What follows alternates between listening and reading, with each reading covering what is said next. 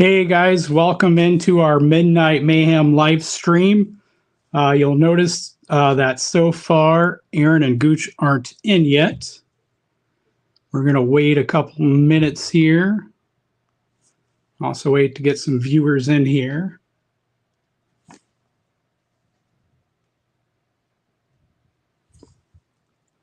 All right, Aaron is delayed. He's going to be delayed about 5 or 10 more minutes or so. Waiting for Gooch to pop in here.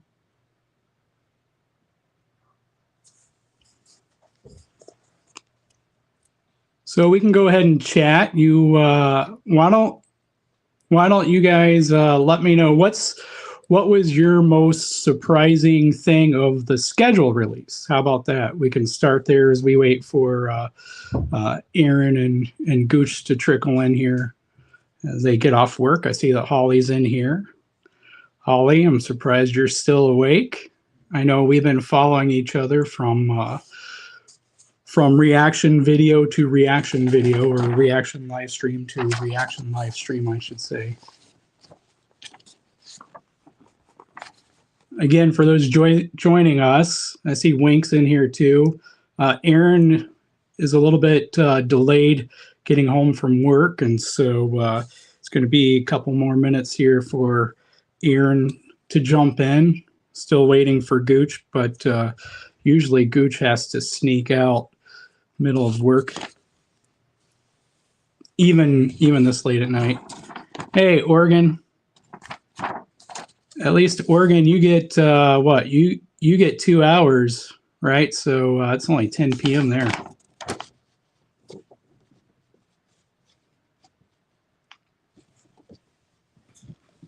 So what was your biggest shocker? What's your biggest even fear maybe so far as we wait for Aaron and Gooch to jump on here?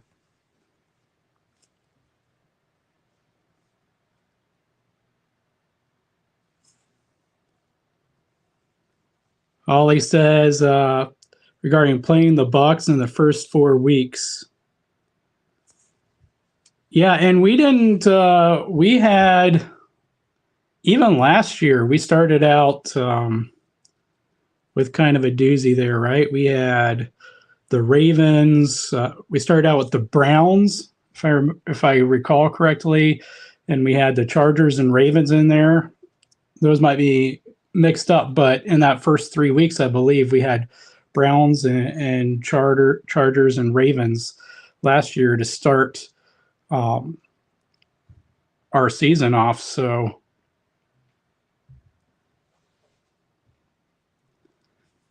yeah, losing to the Bucks again.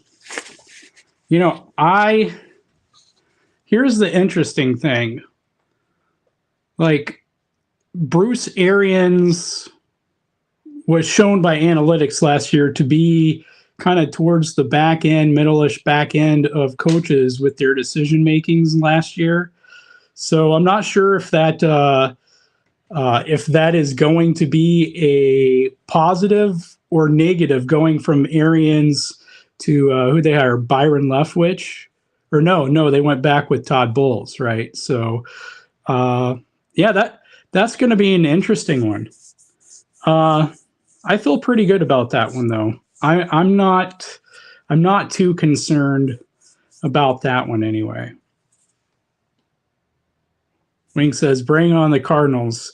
Yeah, you know, I don't know how many teams or fans are actually concerned about the Cardinals, simply because if there's one thing that Andy is always great at, it's when he has time to prepare for a game, like, his team show up. Super Bowl 55 notwithstanding. And so week 1, they're ready to go. Thunder Dan, welcome, Dan. I was over in Dan's chat for a while, so I guess you guys stopped, huh?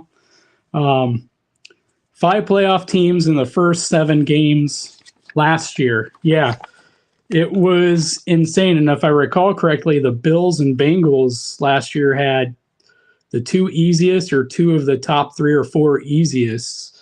And this year, I think I saw that they are making the biggest jump in difference in the strength of schedule.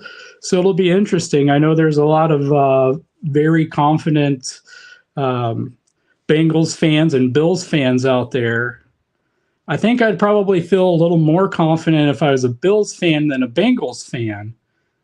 I mean, anybody who watched the season last year, anybody who watched those games should know that there's going to be some regression, right? I don't care what Bengals fans say, there was some luck there. And then you add in that division, not unlike the AFC West, is going to be a lot harder.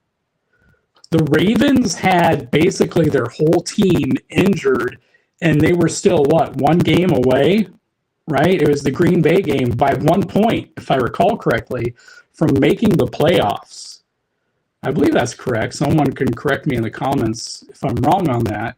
And so, I mean, the Ravens, they got rid of Hollywood, but maybe they're expecting a lot more out of Bateman. I joked in some draft chats that the Ravens were just going to take tight ends, and then they ended up taking tight ends, which was kind of funny. But I'm expecting the Ravens and the Bengals or the Browns to contend for that division, and it'll be interesting to see what Pittsburgh can do too. How much really was Roethlisberger's arm catching static? Okay. Let me see if I can turn up the gain here. Is that better at all? Be interesting to see how much was Roethlisberger's arm and how much they can actually move forward this year as a team with a new quarterback. But Mike Tomlin is one of the top coaches, so I would expect them to be competitive again. Even with Roethlisberger's arm basically falling off, they still made the playoffs. And so I think that division is going to be a lot tougher. And I think the Bengals are going to have a much tougher road than they certainly did last year. So we'll see. And, I expect the AFC East to be a little bit tougher, but it's certainly slanted the Bills' way. We'll have to see if the Dolphins can put things together or not. Holly says she just wants to beat Tom Brady again. Yeah, and apparently he won't go away since we'll see him on TV for at least the next 11 years, right? Oregon says the bye week isn't very helpful this year. The schedule as a whole is going to be a big test. Yeah, as I thought about the placement of the bye week, we talked about Andy's teams. We know they're going to be prepared for the first week of the season. Last year, it took them a while before Andy and Spags adjusted to what they were seeing on the field, right? So it's almost like last year we could have used that bye week a little bit earlier, and maybe we could have salvaged a little bit more. So maybe that pays off. Is that better at all? I'm not sure where the static is coming from.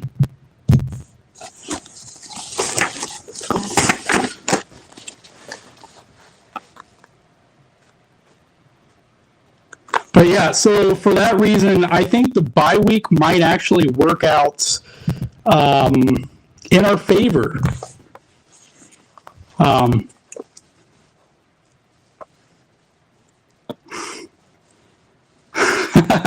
I agree, Dan. We are 100% in agreement here. Dan and I agree about 95% of the time, and I would say that this is definitely one of those 95%. But I don't know if I hate those teams as much as their fans annoy me.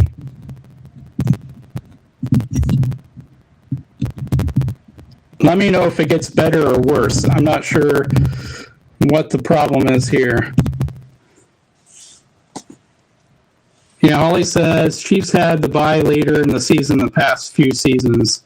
Yeah, and in a way, I think it worked better those seasons simply because we needed to get guys healed up more than anything. Now it seems like with teams making adjustments against the Chiefs like they are, we really need the bye week not to so much get healed up, but to really make those adjustments. And I'm not trying to be negative on Andy or Coach Spags, but that's kind of one of the things that at least I've noticed, right or wrong, that they're really great at making adjustments when they have time off. They're not so great making in-game adjustments except for halftime, and they're not in season is really hard for them as well. And so, yeah, I think that helps us a lot. Hey, Aaron's here.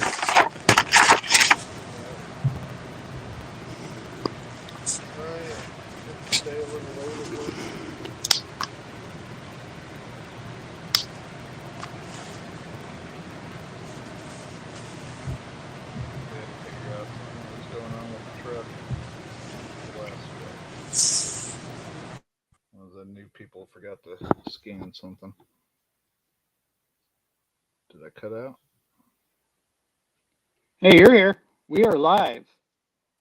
Okay. Glad you made it home safely. This time. Yeah, the AFC East definitely still goes through the Bills, but yeah, it'll be interesting to see. Well, I thought the Dolphins for the last couple of years were going to be better than they were, so I'm kind of done picking them to be better, but I still think that they're going to be. I think the Jets will improve, and I believe that number one rule of AFC East is if you play Bill Belichick's teams, you don't piss him off, because if you do, he's going to spend the next 6 months plotting your death. So yeah, you do still have some static with the mic. Hey, Julian, Holly, Wink, Hefe, Sarah, Thunder made it. How you doing, Dan?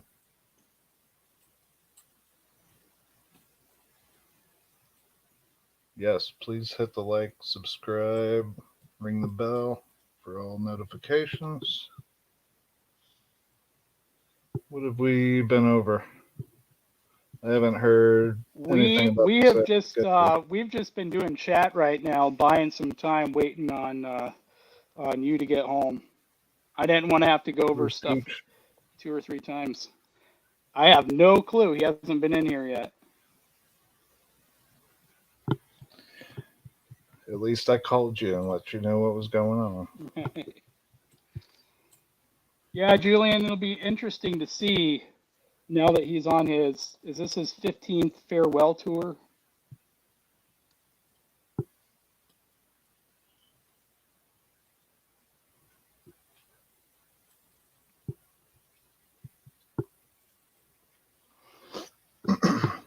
I kind of think that we may see the first year starting for Mahomes again, where he's spreading the ball around and getting touchdowns left and right. That's what I'm hoping for. Yeah, once we get Gooch in here, we'll get some record predictions out there. I did take some notes here. I agree, Wink. I think the Dolphins will be better. Sarah, I don't wanna diss Carson Wentz, but I think Matt Ryan's gonna make a bigger difference at quarterback. And I don't. There's just some teams where you look at them and you're just like, right, Aaron? There's teams you look at and you're like, That guy's not the answer at quarterback, and that's the only thing this team needs, right? You could say that about. I don't think Matt Ryan is either, though. No, but I think he's a step closer. He's at Not least that he been to is, a but Super Bowl. I think he's better than Carson Wentz. Well, Wentz played in the Super Bowl, right? Oh no, he was injured. That was the Nick Foles game. Foles. Yeah, but yeah, the Browns, the Broncos, the Colts. Dare I say it? Don't murder me in the chat, Thunder. But dare I say it? The Titans.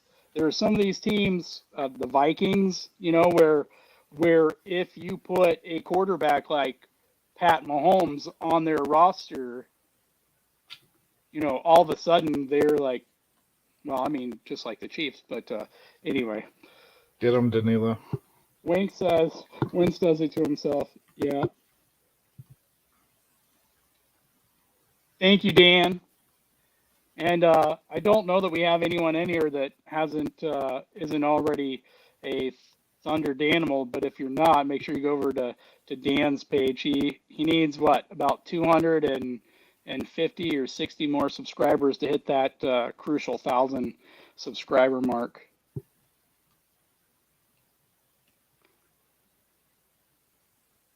Yeah, it'll be fun to see. What are you doing, man? Your cat? Yeah. Your dog? The cat. Making weird noises. It'll be fun to see how the team gels. And, you know, that's going to be probably the biggest thing, right? How quick can the team gel? Because you get the feeling the offense is going to have to carry the defense for a while until all the young guys can pick up everything, and the defense can. I would imagine by the end of the year, right, the defense is crushing teams. This is my optimistic side here, but I think in the beginning the offense is going to have to carry the defense for a while. And so the big question is with Tyreek gone and all the receivers in here, right? Because we're going to have three of our 4 wide receivers, 3 out of our 5 total receivers, top 5 receivers, counting Travis as number 1, right, are new to this team. So they're learning this offense. And so it'll be interesting to see, because we're going to need it. We're going to need the offense to carry the defense, I think, you know, for the first part of the season there. And then I would expect the bye week is going to be a great time for Spags to really look at what the rookies and the young guys need a little extra work on and what they need to get tightened up there. And the last part of the season to me kind of seems like, I don't want to call it a cakewalk, but to me that seems like where you're going down to the valley. You're going down to the easier part where you can kind of coast in there. To me, I see the first part and the middle part as kind of the rough stretches there. I haven't actually seen any of it. Oh, you haven't even seen the schedule? Too busy working. It's cool to hate the Browns again. They don't really let us use phones.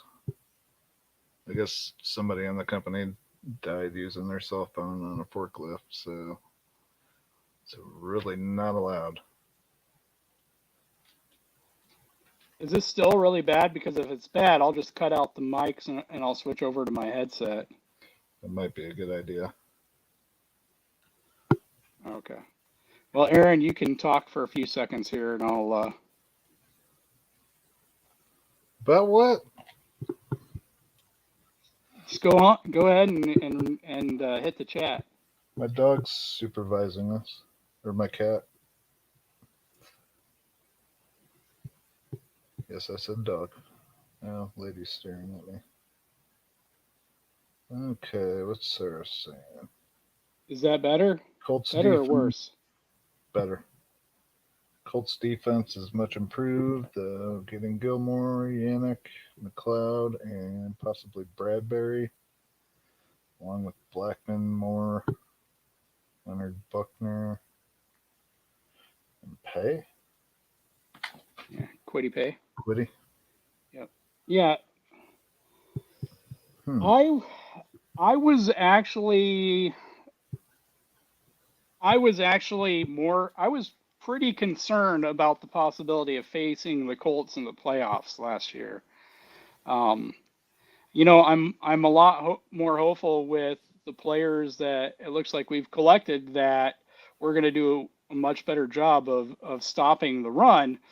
But and I know you know, Thunder was right on Jonathan Taylor, and I think early on last season I was like, we could really use a running back like Jonathan Taylor, who can get those explosive plays. And they picked up a receiver as well, didn't they, to pair with Michael Pittman? I'm trying to remember, I thought they picked up a receiver to pair with him. So, but yeah, the defense. I don't know. They I haven't think I was actually checked out their draft either. They usually have a great draft. Yeah, with Chris Ballard in there. That's the problem.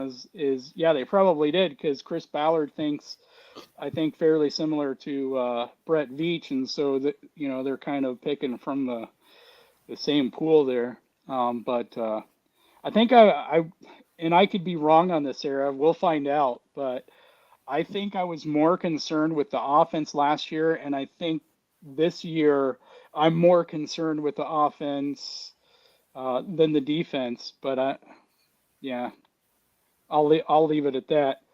But we'll hit the chat here again. Oh, which And one, Link?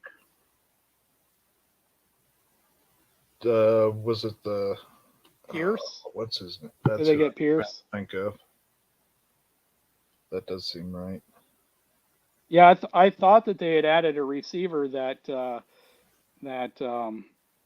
we would have wanted. So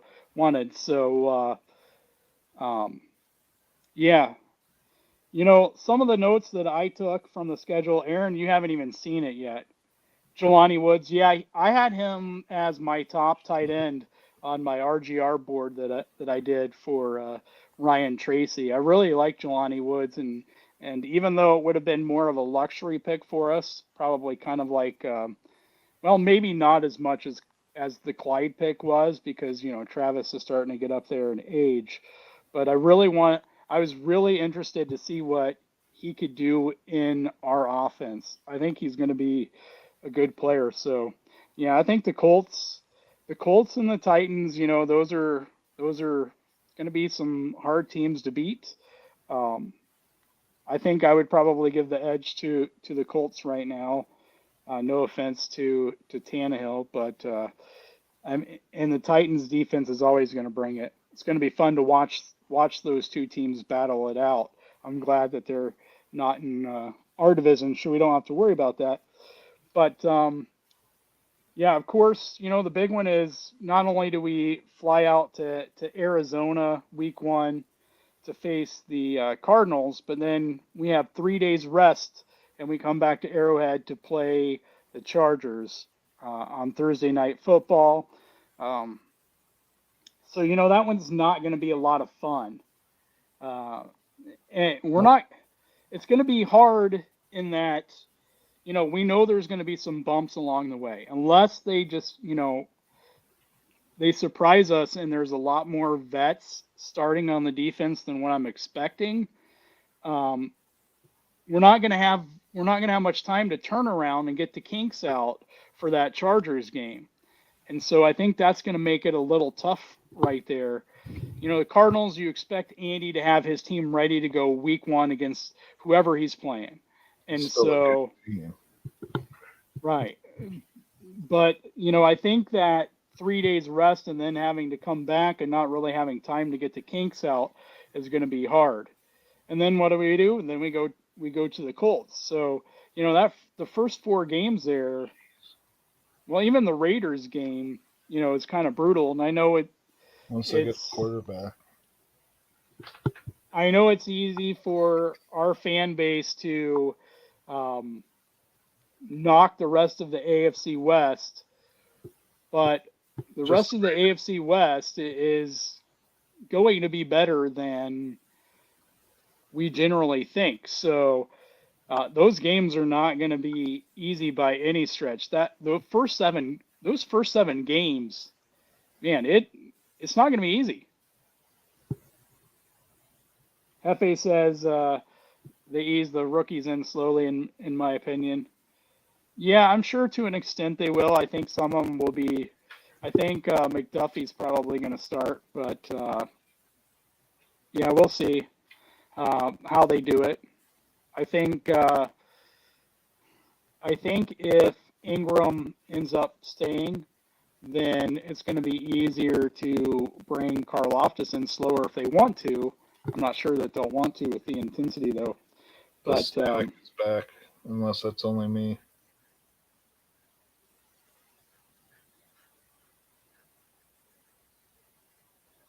Is it just my headset?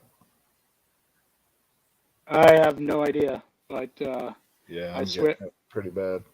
I switched over to my headset, so if it's on my end, is it worse than with my mic? It is now. It was gone for a while.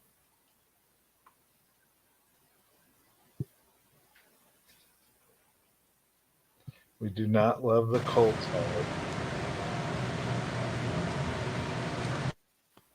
They just got Chris Ballard from us, so he's got to get some kind of credit. He does really well. Is that better or worse? That's better. Yeah, I don't know what's going on with the... I got a $160 mic and $300 headphones. Sure. And apparently neither wants to work well. 25? Something like that. So at Arizona right off the bat. Then we get the Chargers here. Then at Indy, of course we're at Tampa Bay. Yep. Yeah, you're just now seeing the schedule for the first time, huh? While Aaron looks at that, I'm gonna here's a few notes that I took as I looked at the schedule. So we already talked about that 3-day rest that we have in there between week 1 and 2. We have 3 sets of back-to-back home games, and so that's kind of a nice thing in there. Week 4 and 5, Raiders and Bills at home. Weeks 9 and 10, right off the bye, we have Titans and Jags. And then week 16 and 17, we have Seahawks and Broncos. So we have 3 sets of back-to-back home games. And then we also have 1 set of back-to-back away games. But we also have a set of 3 away games in the road. They're week 13, 14, and 15. We play the Bengals, the Broncos, and the Texans. And so the nice thing about that one, though, right, because it looks daunting. You have three away games in a row. But if there's a good thing to it, they're all an hour to 2 hour flights from Kansas City. Right, we're in the middle of the country, so basically any team that the Chiefs play,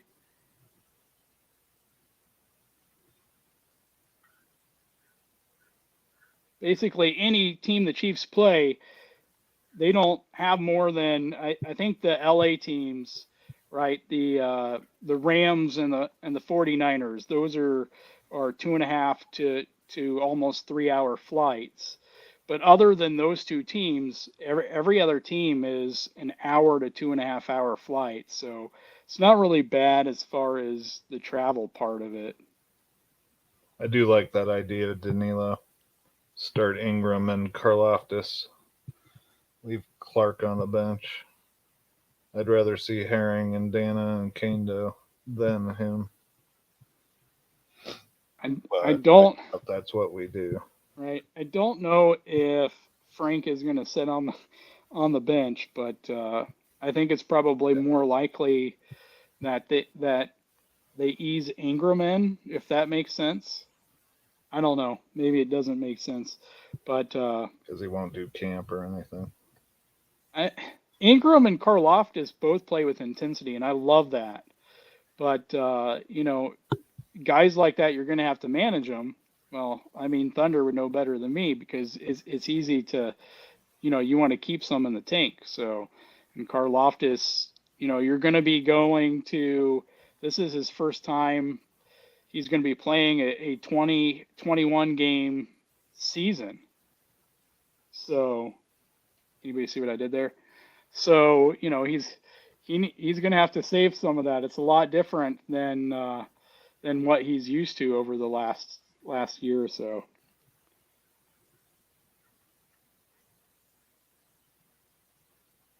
So, we play every NFC Super Bowl team from 2018 to now in our schedule.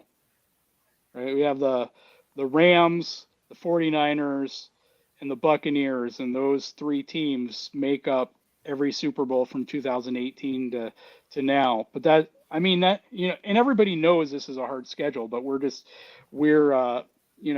kind of pointing out some of these things in there that just kind of like, I think I tweeted out earlier, like, is this schedule a middle finger from the NFL to the Chiefs? Because it's kind of what it feels like. It's like, okay, we keep throwing things at you year after year, and you keep winning your division year after year, and you keep hosting the AFC Championship game year after year. So we're just going to keep trying to make your life harder and harder and harder. But we'll give you the Rams at home.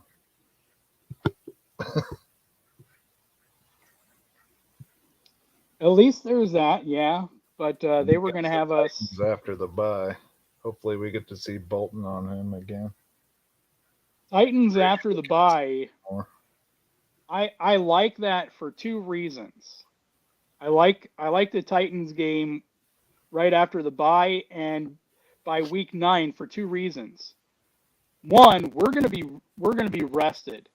The Titans are always a physical team, and we're going to be rested for that game. And two, Derrick Henry gets better as the season goes on. And we're playing him week 9.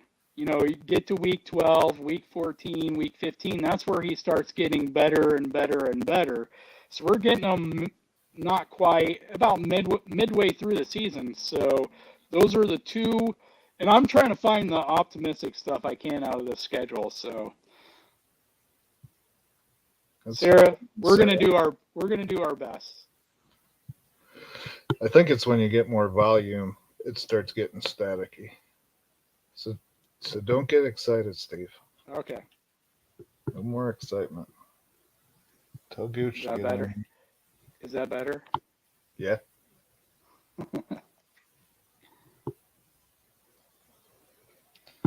Okay.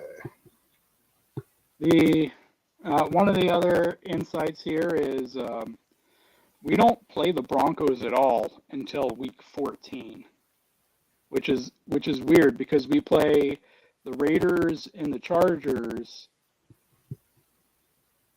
by week 5, but we don't play the Broncos at all for the first time until week 14.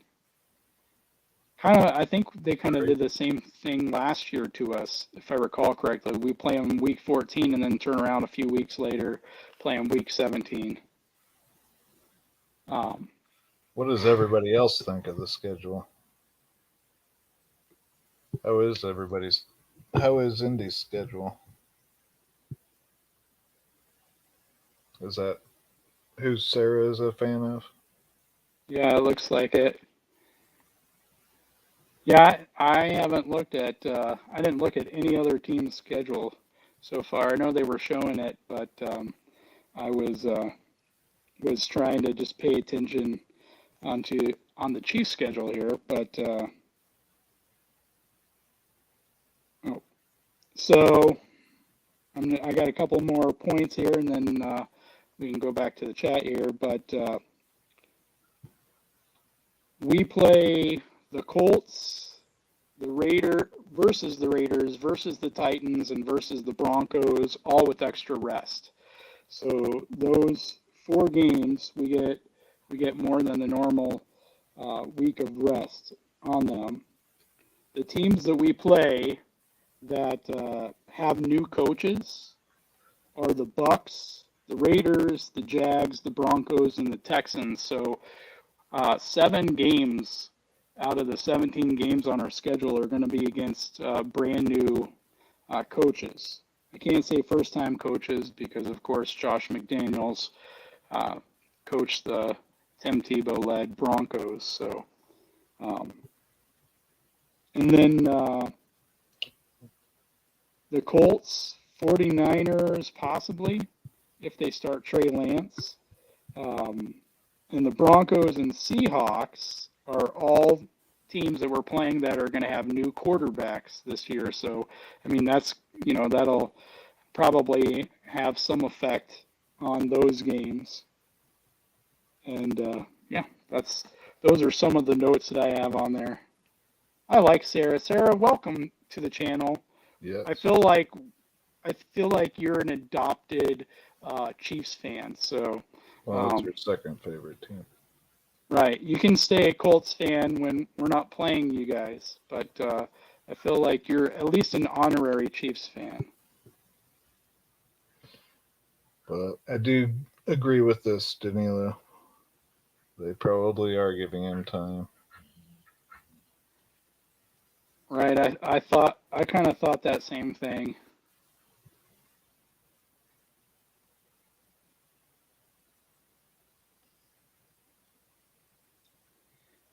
That was the NFL Network's list, I believe.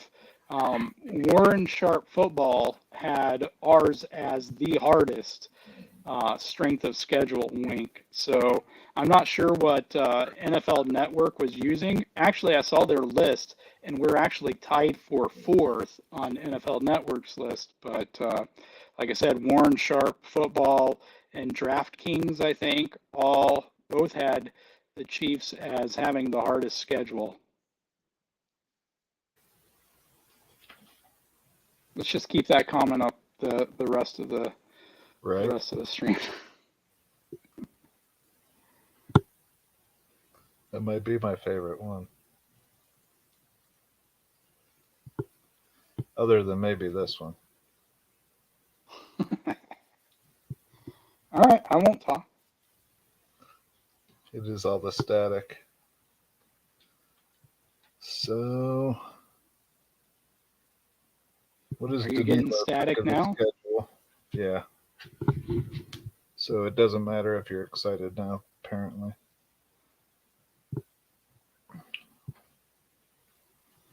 Is anybody else gonna toss out predictions?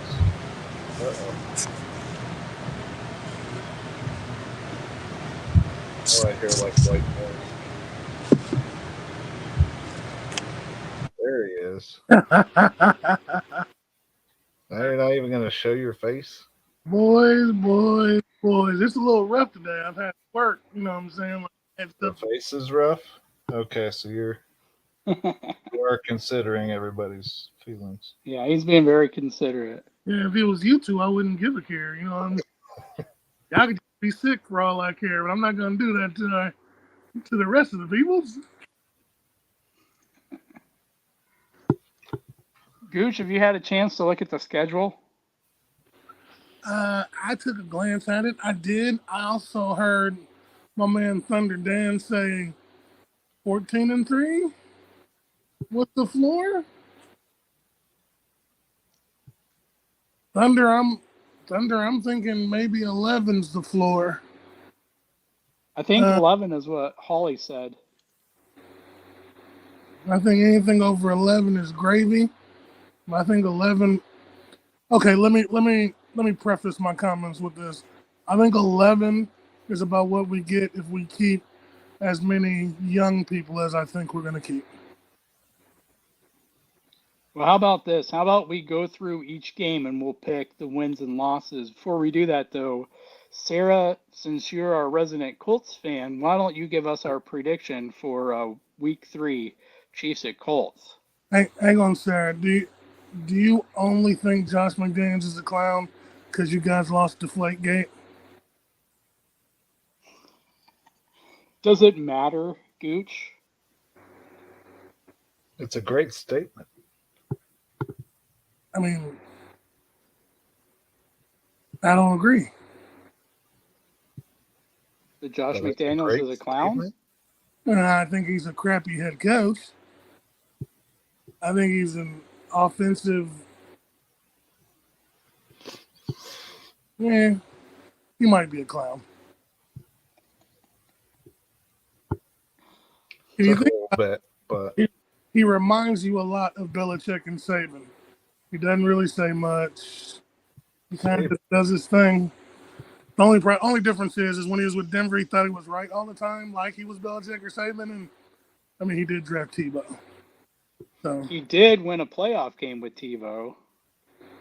which kind of almost makes him a wonderkin because who else could have done that? who was it against? The Steelers. That's right.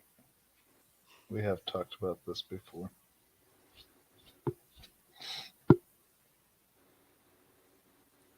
I'm Okay.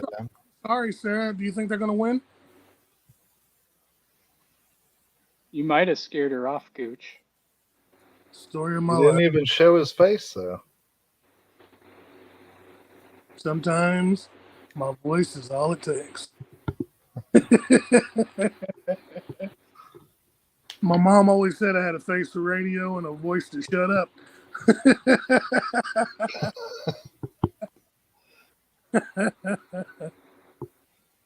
I'm glad my mom's nice. Sarah, you and my wife both. My wife's not, but don't tell her I said that. No, she Liz, brought me dinner tonight, Liz, if you watch this on the replay, which she may. Probably will. And Holly, don't go giving her ideas. who's who? Gooch? You won't show his face, but Gooch is the third member of BAK. He is actually the B. Wink, I honestly don't remember anything about TiVo other than that what he threw left-handed and that he won a playoff game. Just throwing bombs and trying to run it himself. He was a pretty accurate deep ball thrower.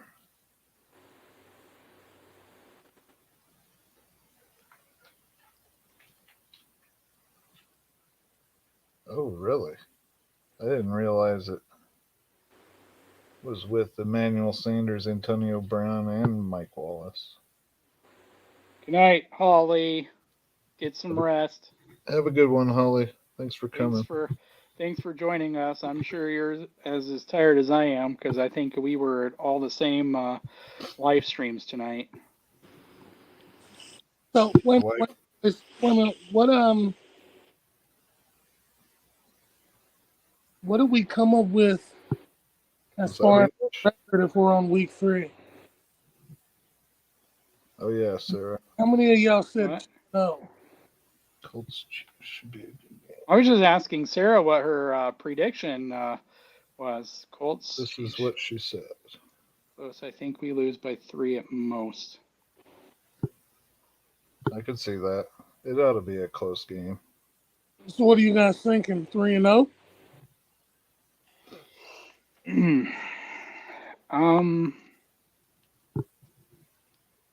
I think Cardinals is a win. We all in agreement on that. Yeah.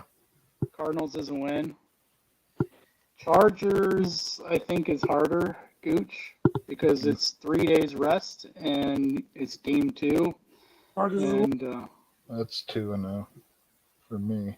No, I think they lose because they always lose. it's at home though. And it's going to be the beginning of the season. And the Chargers are going to be ramped up trying to prove to everybody that last year they're going to be trying to get in the playoffs. So they're going to be throwing everything they can at everybody. They barely beat us last year, though. Brandon We gave up the Staley is ball They 4 times. they barely beat us with a bunch of veterans in our secondary. There's going to be a lot more young people in our secondary this year. But we've gotten better. Okay. I think some things kind of Definitely balance better each. than Ward. You don't think veteran receivers know certain things they can pull off against rookie or second-year corners and safeties? I don't know. He's quick. Who? McDuffie. Did he grow 6 inches since yesterday? What does that matter? Back at the height thing. Gooch, we went over this. Are He we, has are the we vertical. going Keenan Allen again? This is a totally different discussion, but he has the vertical. And where are you going to throw it that much higher? You're not going to do it in the middle of the field because you're going to have safeties there. And if you don't place a perfect ball, you're overthrowing your receiver and McDuffie, and you're going to throw it right to a safety. So if you're going to do it, you have to do it on the sideline or deep down the field. And if we play our safeties deep enough, deep down the field isn't going to be a problem. If our boundary corners do their job, you don't let the guy come in bounds with the ball. That kid always has himself in good position. I don't know if you guys heard. There was a few balls that he got caught over him in camp just recently. Means you don't have to have a perfect. By a 6'4" guy. Okay, look. You're just proving my point right there. And Matt Derrick said it wasn't even a catch. Matt Derrick, was that before or are we live? Yeah.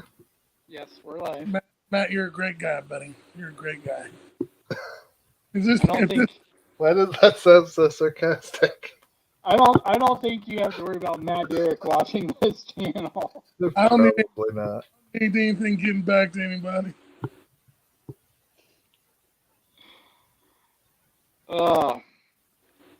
I think it can go either way. I think the biggest And calm it down. I think the biggest thing will be adjustments from the young guys on the defense, and you have 3 days to turn that around. That's hard, and right now we're really not sure what the offense is going to look like with the adjustments we know that are coming. Thanks, Holly. Sometimes I have to remember to censor myself because nobody else can do it. Aaron just doesn't care.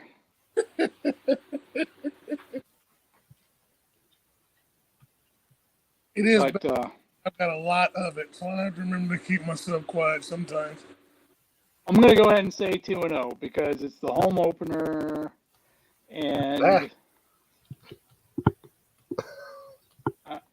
I'm going 1-1. I can't see the Chiefs losing the home opener. I can. They did last year. That was, let's see, which game was that? Was that against the Chargers? Well, I think it was. It does seem right. We gave up the ball 4 times. Is that right? Or was it 5? I know Mahomes towards the end gave up an interception, and then Clyde put the ball on the ground. No. Thunderdance told us. No, you are wrong. We played the Browns in the opener and beat them. Then we went to Baltimore and lost because of Clyde's fumble in field goal range.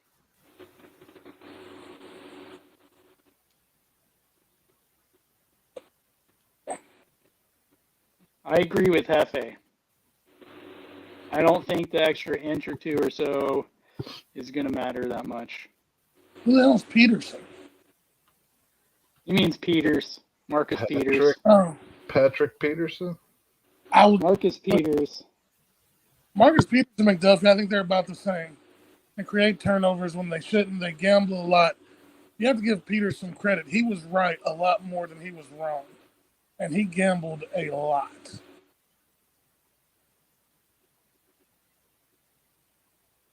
Okay, I'm making Switch here.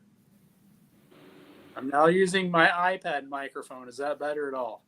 That's a whole lot better. Yes. It's only on Steve, though, Holly. I hope. It is. Okay, so Gooch is 1-1. You're 2-0, and I'm 2-0. Going to the Colts. I'm kind of iffy on this one. What's the game? Indy.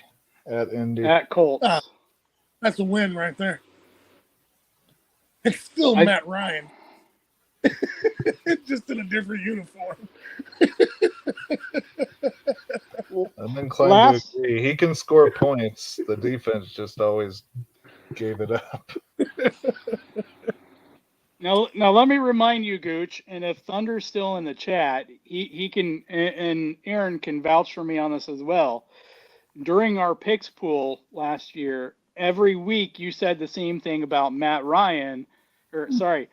Stafford. Maybe you have a thing against Matt's. You said the same thing about Matt Stafford, and he only went on to win the Super Bowl. How can you hate Matt Stafford? I'm just going to say I won the picks pool. So I must have been right more times than I was. You got freaking lucky. Yeah. And you got bailed out by the refs. Son of a bitch.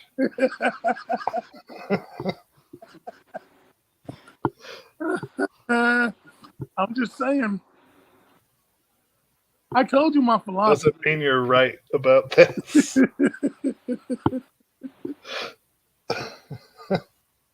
So the Colts, first off, Gooch, the Colts have Jonathan Taylor, so I don't think they're going to be relying on Matt Ryan to do a whole lot, right? He only has to be accurate with his play action pass. I actually think this is where Leo Chanel and Galifianakis come in. Galifianakis. Ain't that his name? Garfunkel. I'm not correcting you anymore. The first round pick that after McDuffie? Karlaftis. Whatever. You can call him Laftus. Karlaftis.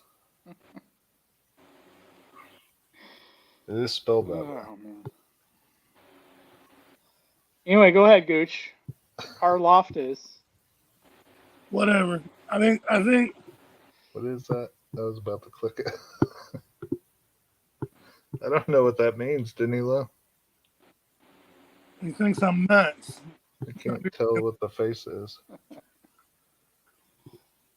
Okay, now I see it. Oh, okay. Matt Ryan plus run game plus defense equals much better. Hang on. Nope, you can't make me believe that. I'm going to go ahead and call it Matt Ryan still. And I bet he throws 4 picks that game.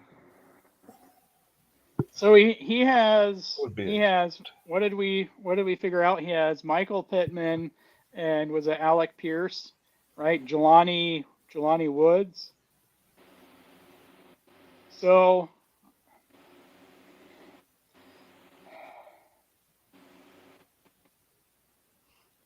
what are you talking about, Holly? Are you mad because we didn't bring up the average hand length for any of these opponents? We're going there again. Hey, Wink, they moved him to defense, buddy. I was a fan, but they moved him to defense. Yeah, he's a DM now. Gooch, why don't you go ahead and try to pronounce his name? Where is it? Who? Obini? What's his name? Ogini? Whatever. Genie? Ogbini. I don't know what his name is. I don't know how to pronounce it. I'm throwing stuff out there. Things that could be. Kabibi? Where's the K? It's something like Kahindi. Kahindi Ogini Hassan or something like that. I was close. Mo Alley Cox, yeah, I do like him. I agree, Thunder. Let's see that. I don't want to be a homer and pick Chiefs in all these games because I don't think it's possible for us to win. I think they lose to the Chargers. Hey, Thunder, we should get on and debate each other on a show right here. I think that'd make for some compelling podcasting, brother. I'll send them an invite. I mean, you'll lose, but still compelling nonetheless. He thinks he wins everything. Well, All yeah. right. Did you watch last year? Huh. For those of you who are new to the three of us, I'm me and I win. And those are my boys. You will not be that lucky. Hey Dan, plug lucky. your ears for a second, okay? You got them plugged? Gooch, who won fantasy football? I did, didn't I? No. Fantasy football, you did not, sir. Well, it had to have been you then. All right, Thunder. Oh, you can't hear me tell you to unplug your ears because they're plugged. Someone will have to tell you in the chat. I'm going to need you to fix your microphone, buddy. On my iPad? Can y'all not hear the static? Yeah, I hear the static. It's got to be something else, guys. I'm on my third microphone. Ask Thunder what he got his special microphone from. You might need one of those. What happens when you get out, Steve? Don't get out, Come Steve. back in. Let's find out. So anyway, It won't close it, will it? we had the Colts. Since we're here. I say 3-1. I say we're 3-0. You're talking Tampa Bay now? Oh, my bad. Oh, Tampa. Chiefs can't win this many games, can they? You want me to bring him back in yet, I guess. Did I just kick him out? Yeah, probably. Stevie won what? Oh, yeah. Okay, he was listening. He didn't plug his ears. Well, you knew he wasn't. I wasn't going to plug mine either.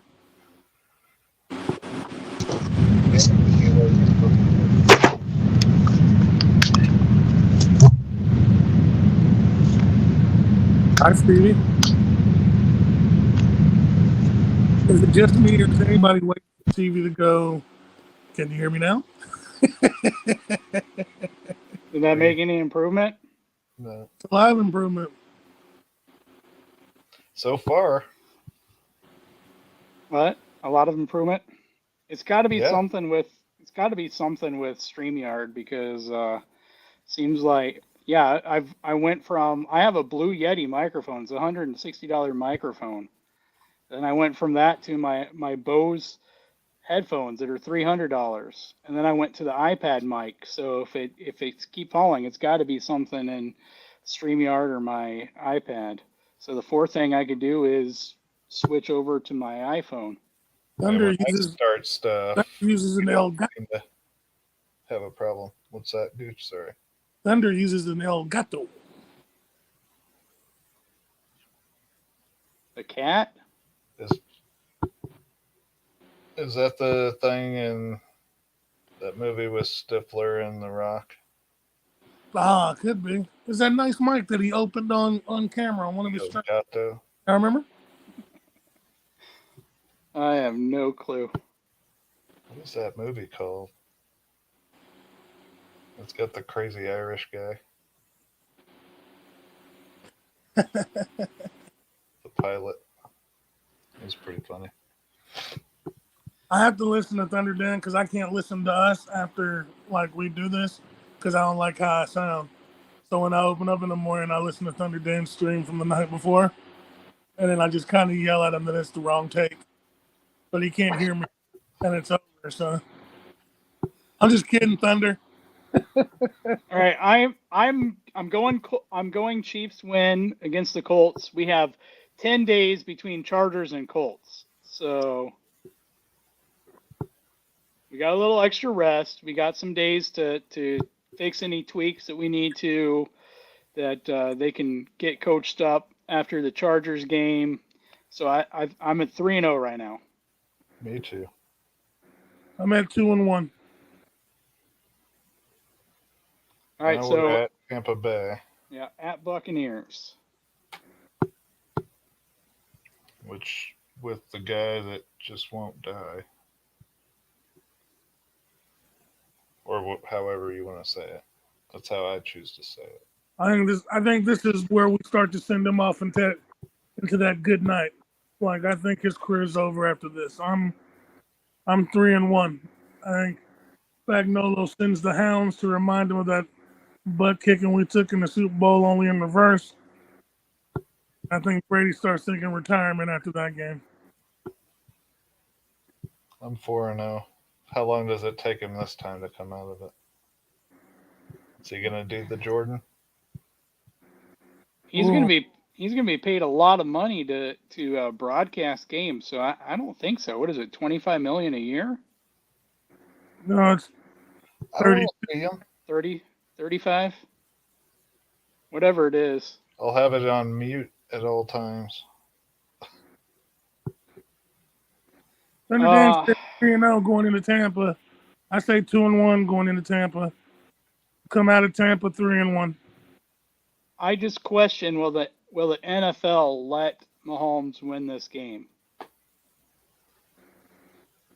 He's just got such a punchable face. That's no way to talk about a treasure. Neither is that. So 4-0. Dan's with me. All right, you know what? Where you I'm at, gonna. Hank?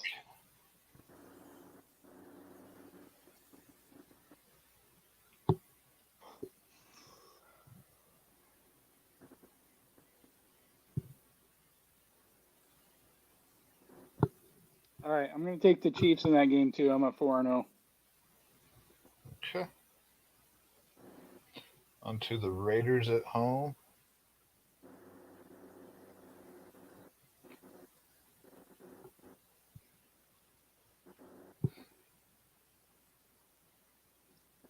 You know, again, this is another game we get an extra day, so We win.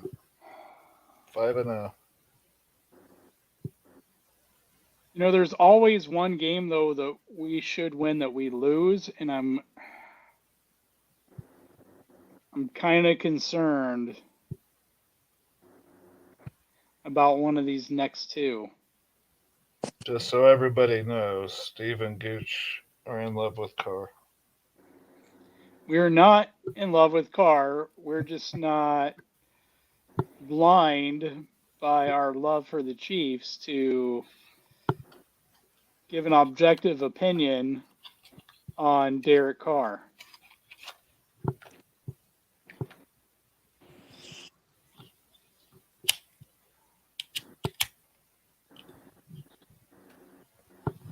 Oh.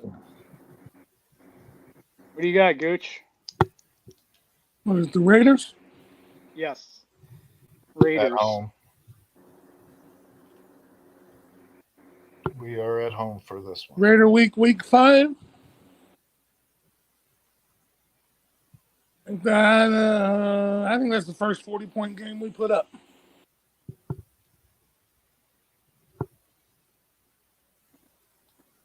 I think both of our games against the Raiders were 42 plus, 41, 42 plus points I think it's going last to be. year. It is Josh McDaniels. They did add another pass rusher, though.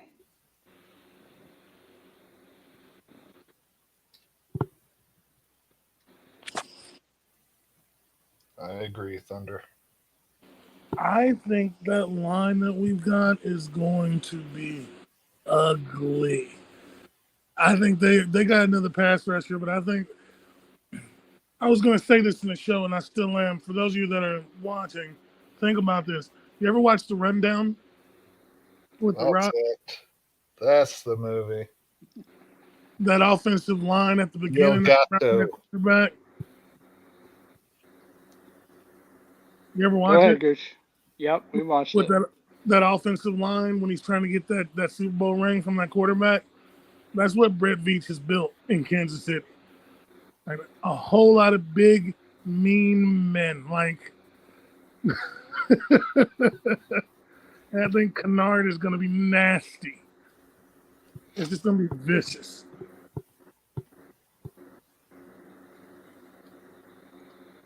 It's El Gato.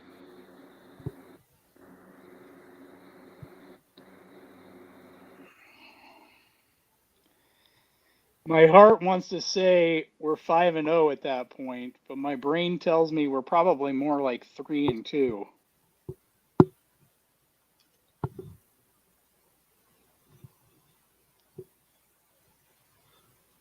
That is negative thinking, Steve. I won't have it. Raiders lover. Ooh. I see you looking over there, Liz. I told you to wait the truck.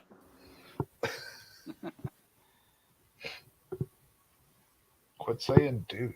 I think I told you guys about that.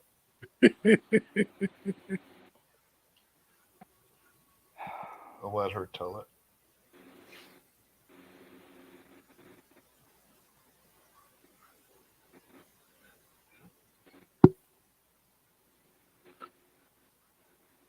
Holly agrees with me.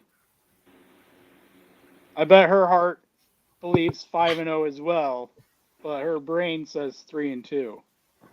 Holly's tired. I say 4-1.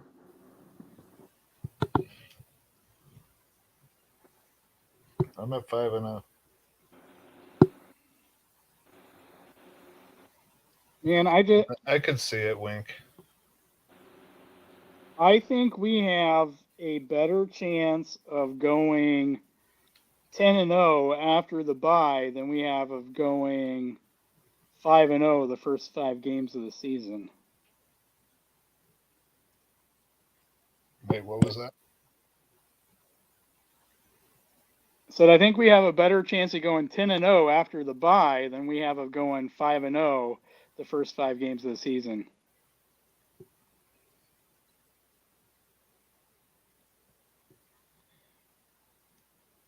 I think you guys are still traumatized from last season, not going to be 3-2. Where's that face, Dan? Throw that smiley face out there again. I don't think it's traumatized as much as I would say disillusioned and skeptical. You know, like we just don't know there's a lot of unknowns. There's a lot of chinks in the armor, maybe.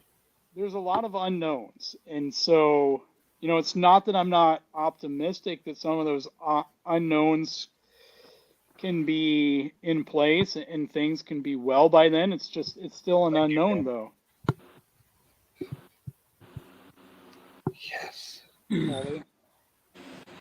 I think the biggest problem, and so we're only 4 weeks in, we probably want to speed this up just a little bit because you guys have been here an hour. Well, I have. Aaron got in a little late. Not as late as you, though, Gooch. I had to stay and try and fix some mistakes. I'm going to bed. You get the second hour, Gooch. You know me, I like to make an entrance. I guess I stayed late the same way Gooch has to kind of take off. Fix other people's mistakes. I think we're putting too much trust in Spagnuolo to have a stellar defense in the beginning, and his defenses don't work like that.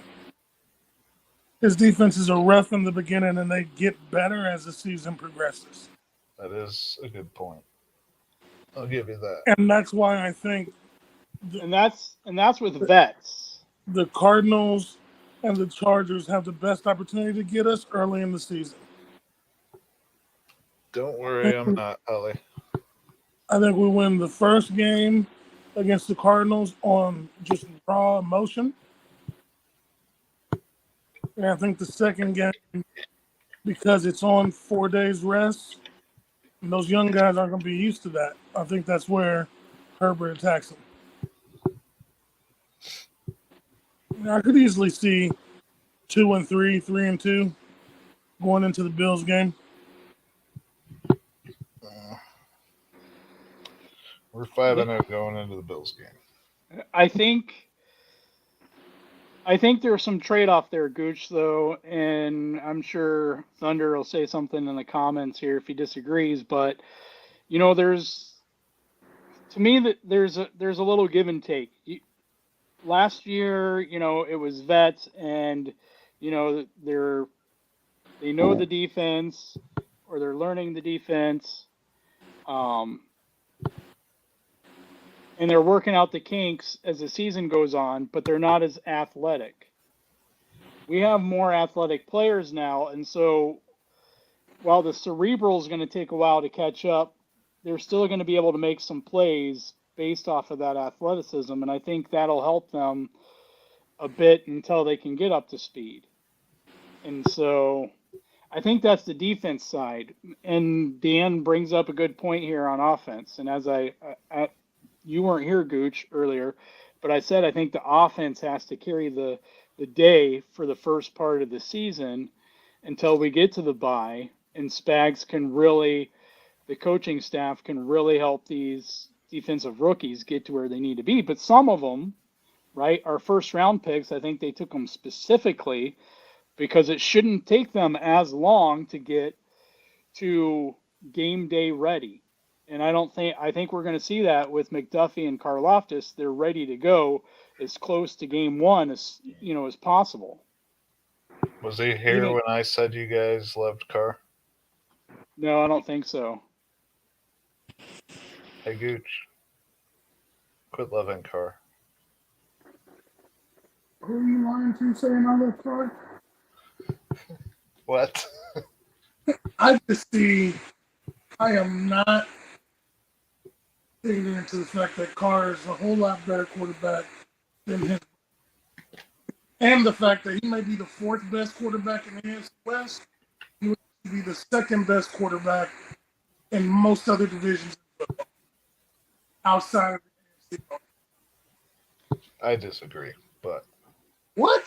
Stevie does not. This should just be a whole nother live stream, and we can have this argument again. Are we on to game 6? No, I'm about to take a shot of whiskey. Did you say he's not? Do you really think Derek Carr is worse than Dak? Game 6. I think he's a top 15, I'll give him. And who else plays in that poor division? He's between number 15 and number 17. He might not be better than Allen, but he's darn sure better than Tua, Zach Wilson, and what plays in that division?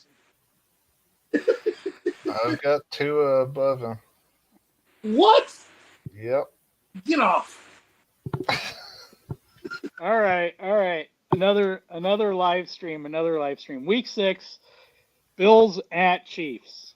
And this is where I give us our first loss.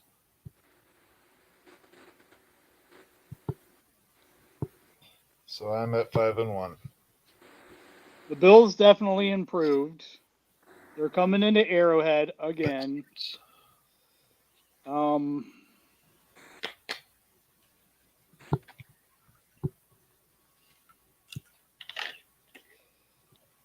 I'm gonna go with Chiefs in this one.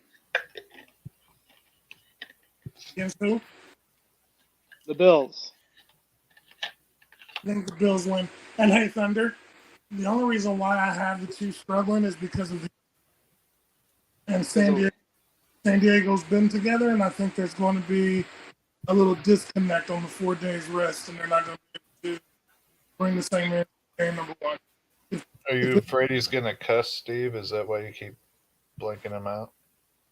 No, that's it. That's him.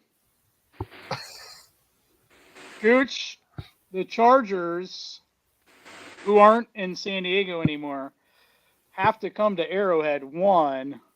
I hope you're right. Thunder.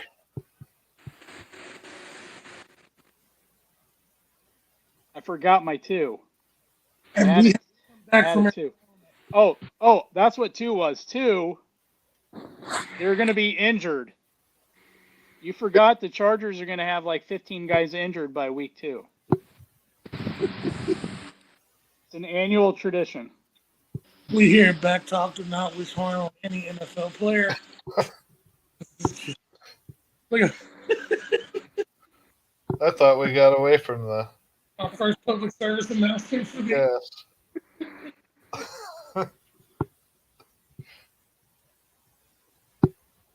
We care. That's how you got to end it now.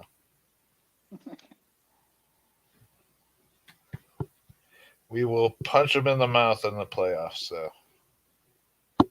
okay, Thunder. And I also hope that Wink is right with Juju surprising everybody in a good way. I hope he's talking.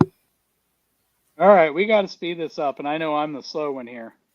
So I already said I'm taking Chiefs in this one. The Chiefs might lose a game or two before then, but I don't think it's the Bills.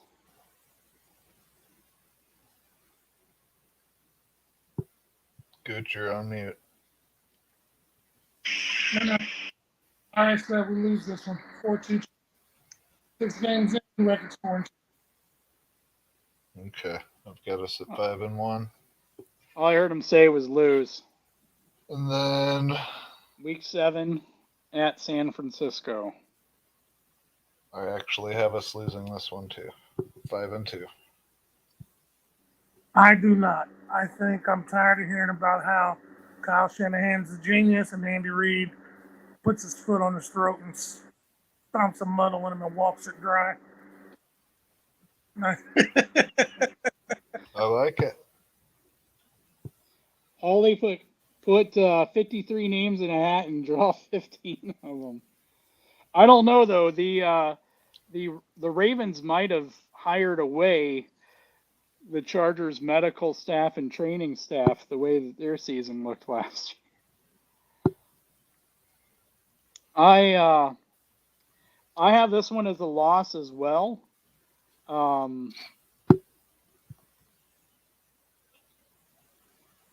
I think that the stuff that Shanahan does on offense is going to particularly make it difficult on a young defense, right? Because they want you to be disoriented and really confuse you when you're looking at the offensive cues. So I think that's going to give our defense some problems. DeMarco Ryan has done a great job filling in for Robert Saleh with the defense there. So, yeah, I think I'm picking this to be the first loss of the season at 49ers. But we still have the Super Bowl trophy. They can't take that away from us. We still have the bragging rights. What was his name, Gooch? And here's the thing. Reason why we're going to win this. Gooch, you're breaking up. I said the reason why I think they're going to win the game is because Shanahan, McVay, the guy in Green Bay, what's his name? LaFleur. Yeah, when they coach against geniuses, the in coaching, they tend to outthink them and try to outthink them, and they lose. I mean, McVay and Belichick. I mean, you don't think it's amazing that no NFL team and Belichick in the same year to get to the Super Bowl? Like, it just doesn't happen because you're busy trying to outthink them. And Andy keeps it simple. I think Kyle Shanahan's going to come in this. Everybody says he's a genius. And he's going to take his cheeseburger and his mustache. He's going to smile and proceed to put 45 on the San Francisco 49ers. They don't have Deebo Samuel anymore, do they?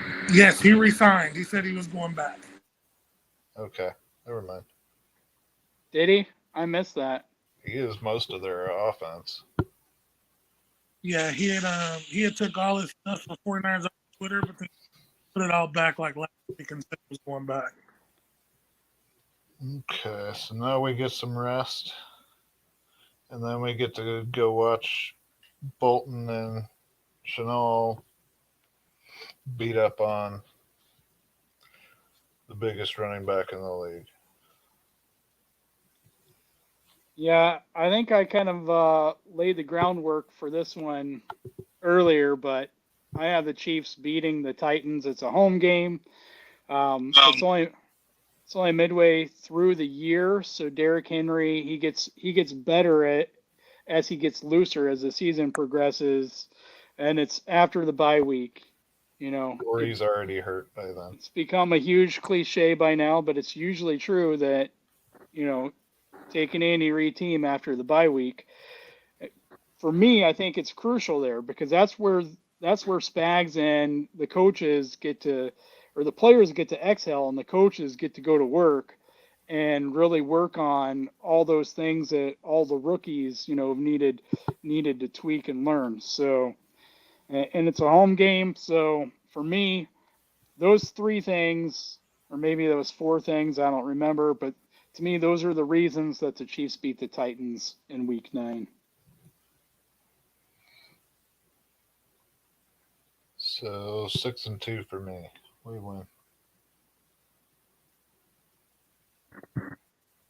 I'm going to call Derrick Henry retirement because after golf and Bolton, small game, he's not Bolton.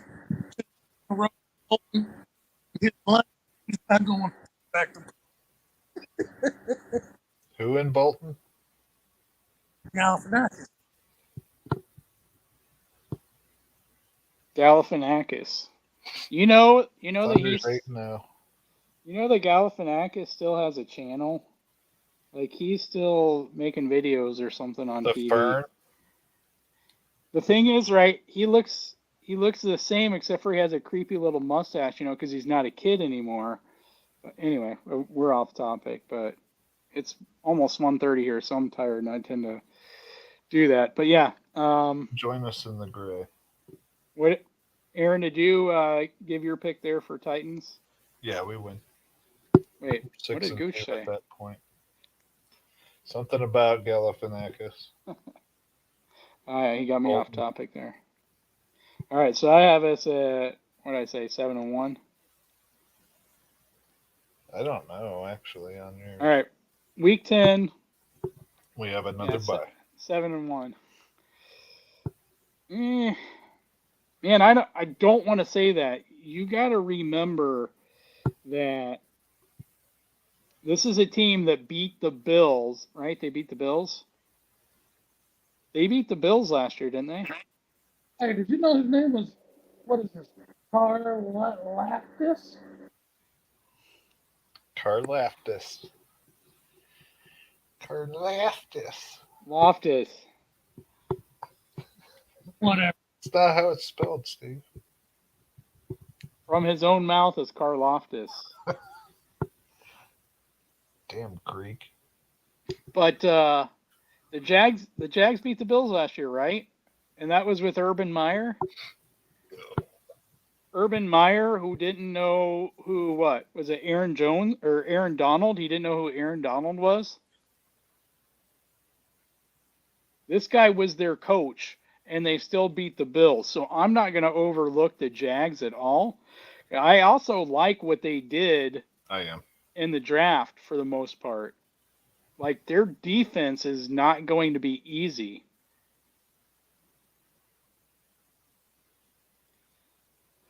I might be talking myself into making that a loss.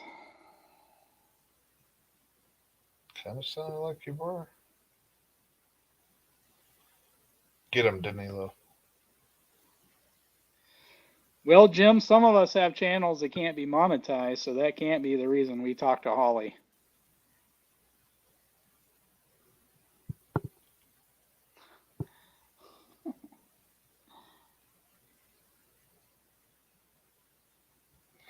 Anybody that picks the Jags to beat the Chiefs needs to go have their head examined.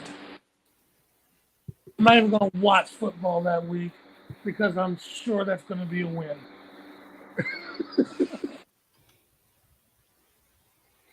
Get You him. know, I bet there was a Bills fan last year when Urban Meyer was the coach who said the same thing before they improved their team and added Super Bowl winning head coach Doug Peterson as their head coach to replace Urban Meyer. Hey, You're Hey, you're cutting up, Gooch, but nothing.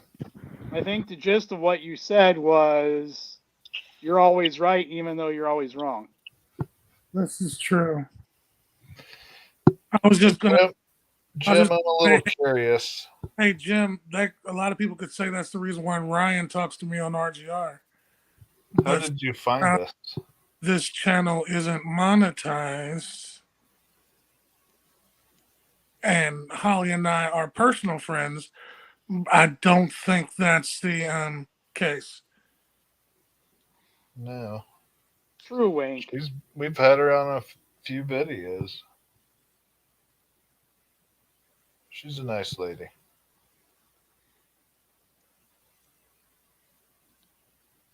I'm just a little curious how he found us. How we came to be here. I'm still gonna predict. I don't care. I'm gonna say it seems like every year there's some loss that we have that we shouldn't have, and to me, oh man, it's a home game. The Jags? I'm going to need you to watch what you say because that came awfully close to a Daniel Arms statement. And we will not have those on this channel. Oh.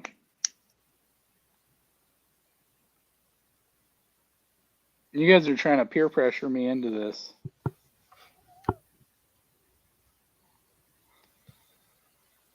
That's right, Wink. Thunder, get him. No Holly slander here. Holly is who she is. If she likes men with big hands and healthy hamstrings and forget the long arms. That one. Long arms. And, all right. And good kickers. Guess I'll take the Chiefs here. The coolest punter in the NFL. I don't care what anybody says. Tommy Townsend has really good hair. Is that what the deal is? We've got the two best kickers in the league, I think. Unless I thought you said Kareem Hunt's the best kicker in the league. Oh well, he's a Hall of Famer, baby.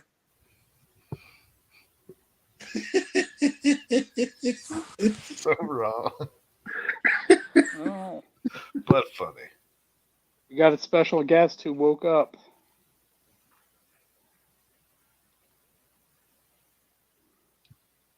You guys woke up my dog.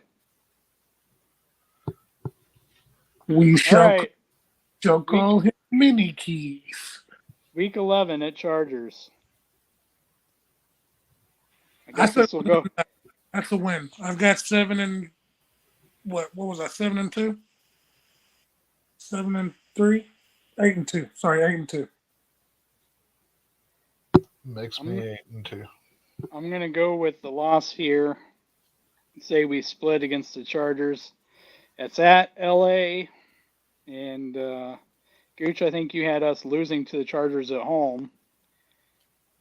I'm gonna have us losing to the Chargers in LA.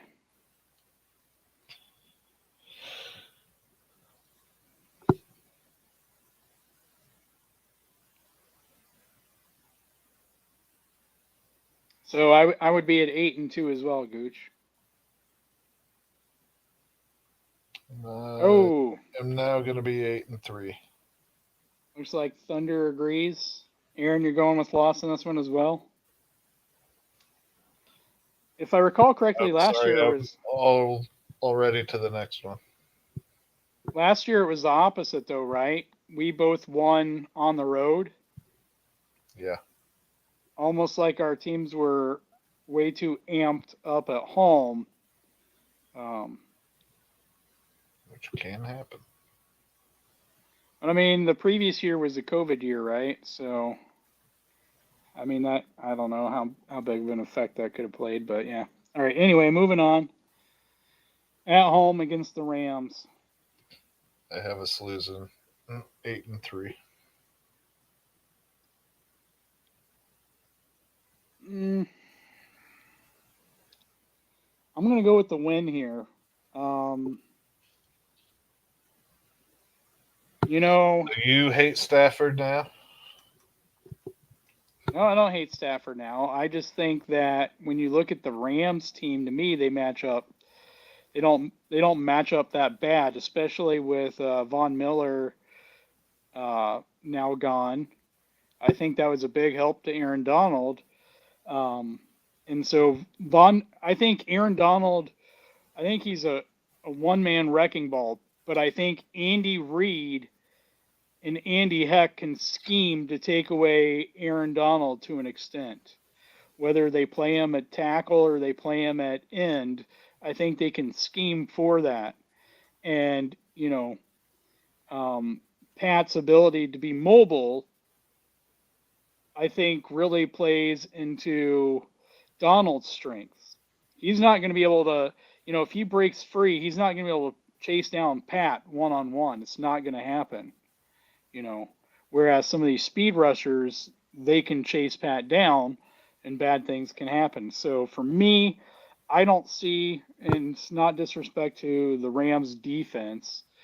And I also think by then we're talking 12 weeks into the season. We're 4 weeks past the bye week. I think our defense is looking a lot better in that game. And this will be they're going to have a good 3-game test here with Chargers, Rams, and Bengals.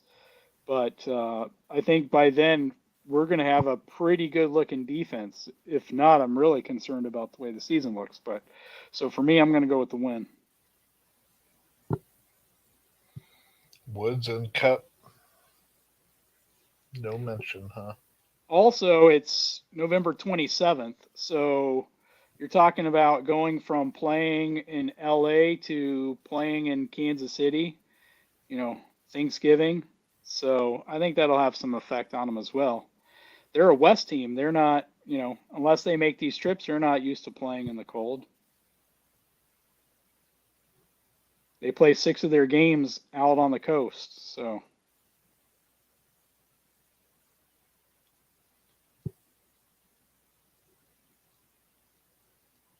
No, I'm not going to mention Kupp, Aaron, because, again, I mean, it's one guy.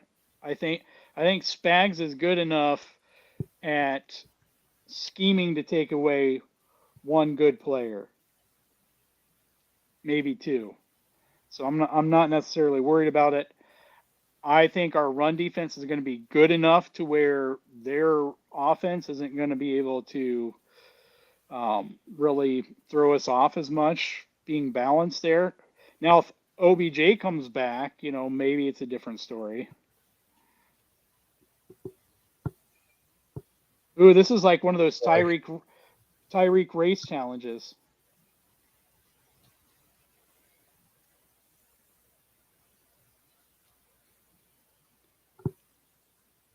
Are we gonna get Winks at 8-3? Gucci? Gooch, you gonna give us your Rams pick? You are muted. Did he just say Galifianakis? No, it's I'm not going to. Well, What is happening? I don't know. I heard that though.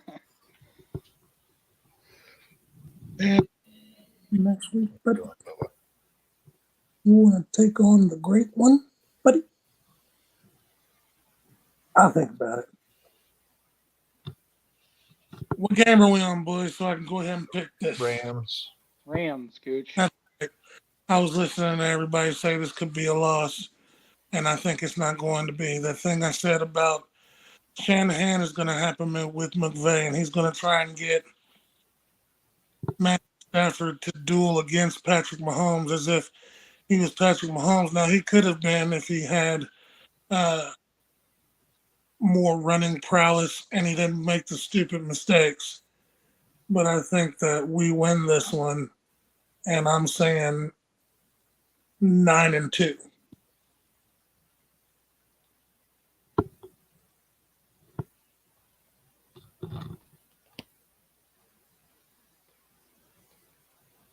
Yeah, I guess that would put me at 9-2 as well. I picked the win, so I'm at 9-2. Aaron, you're at what?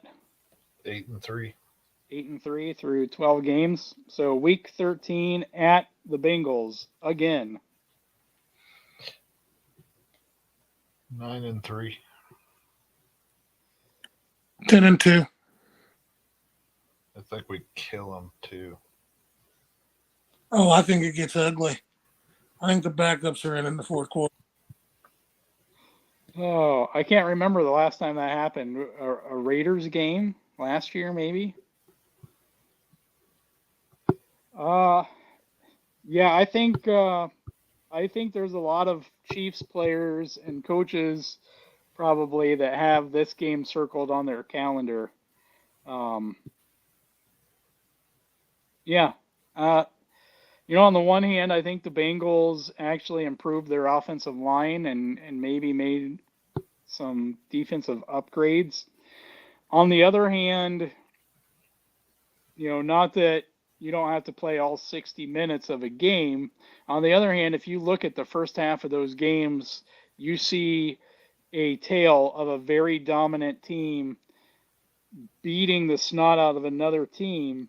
And then for whatever reason in the second half, coaching adjustments, player issues, whatever, that game slip away.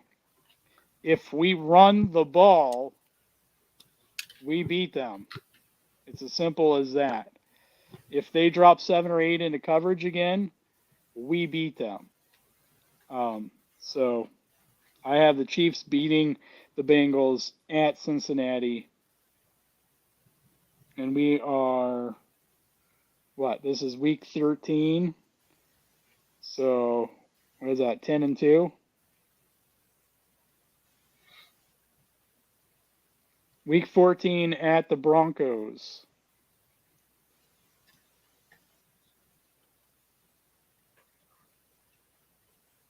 What do you think, Aaron? Gooch is muted. Just how I like him. Gosh. I think I'm going to have to go 9-4. Is that right? You got us losing to the Broncos? In Denver.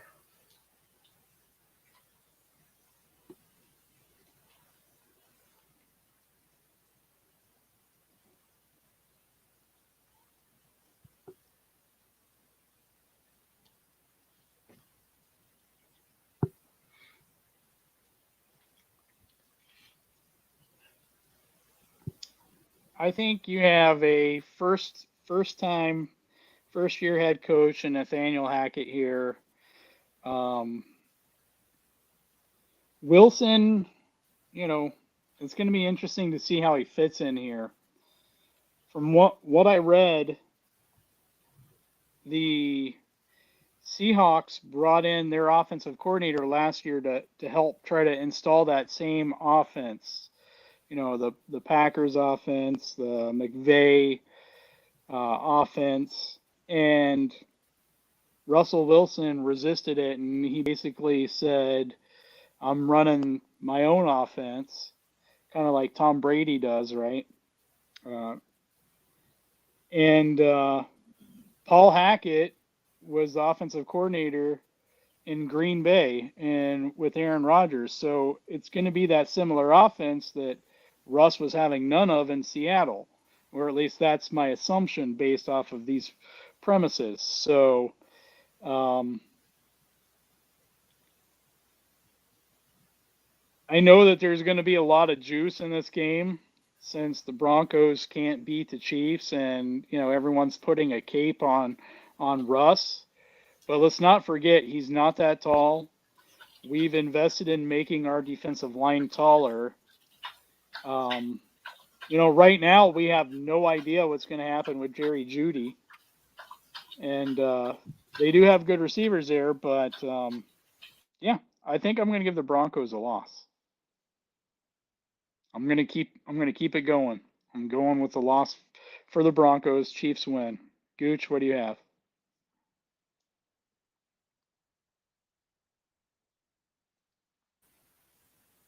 Gooch. You're muted. Sorry, boys. I was thinking. What is it? Steve, you didn't give him long enough. Denver game, right? Yep. I think Russell tries to turn this offense into his. Russell has the prettiest deep ball in the league, but I don't think. Is this the first time we're playing him? Yes. Is this where Judy I'm going to give plays it? catch is slipping.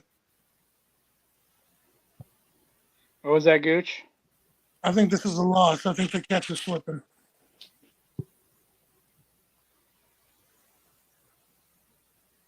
I think coaching staffs make a big difference in at least some of these matchups. And I think this is going to be one of them where Andy Reid is going to take a brand new coach and he is going to have his way with them.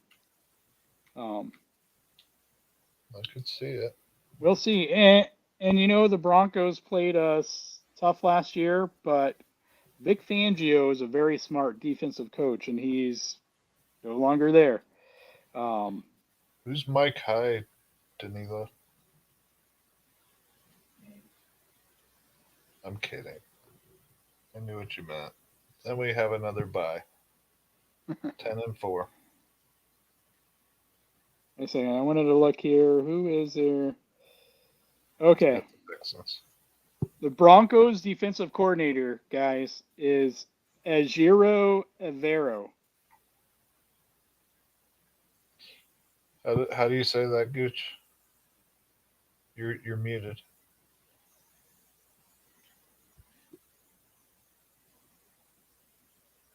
Come on, I want to hear you. Anybody ever heard of this guy? No. Ajiro Evero.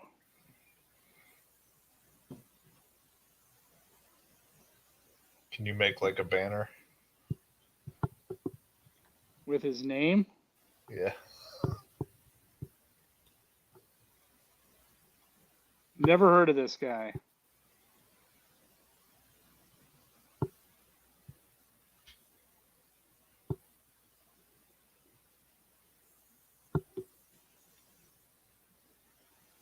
Huh.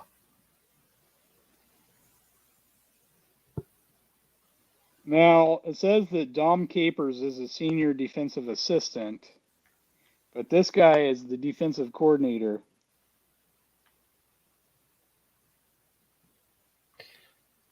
Sounds like I'm he's not got some help then. I'm not saying he's not good. I'm just saying I've never heard of him. Maybe. And your defense is going from Vic Fangio, who's probably one of the top 3 or 4 defensive coaches in the NFL, to a guy you've never heard of before. You got a first time head coach as well. And the thing is when you add in a veteran quarterback like Russell Wilson, who's going to have the voice in the locker room? Anyway, I'm done talking. I'm sticking with the Chiefs winning this one. Against Houston? Against the Broncos. Oh, you went backwards? That's who I was talking about. Sorry.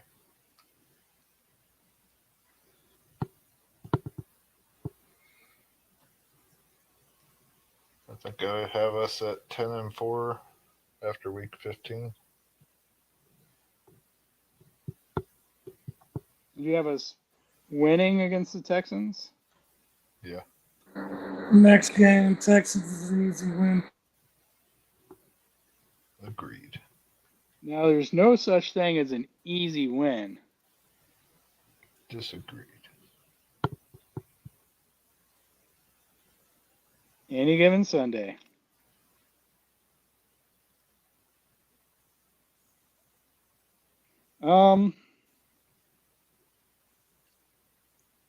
Yeah, I'm sticking with that. I don't know that I see any reason. Again, a lot of these times it's going to come down to coaching staff. When the roster is equal, it's generally going to come down to quarterback and coaches, in my opinion. So I don't think the talent level is there for the Texans. So it's not even an issue. But Exactly. yeah, last time we saw Lovie Smith, he was last time before last year, he was working as a college head coach and was doing a very terrible job at it. So. And wasn't he saying something about giving away wins? I can't believe he's coaching again after saying that.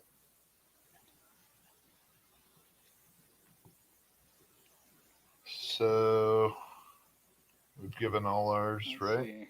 So we're on to Seattle at home. Yes, So Christmas 11, Eve. 11-4. Chiefs win.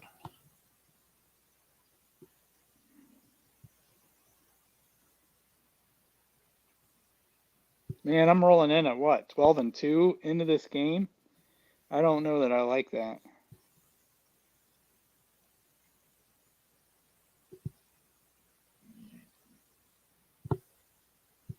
I definitely wouldn't have had you there if I was guessing your picks. Well, I think I got talked out of a loss or two Jacksonville. that I would have picked. Jacksonville being one of them. Listen, I can't explain this, but I just have the feeling that the first 5 games we go 3-2, but when I'm looking at the games,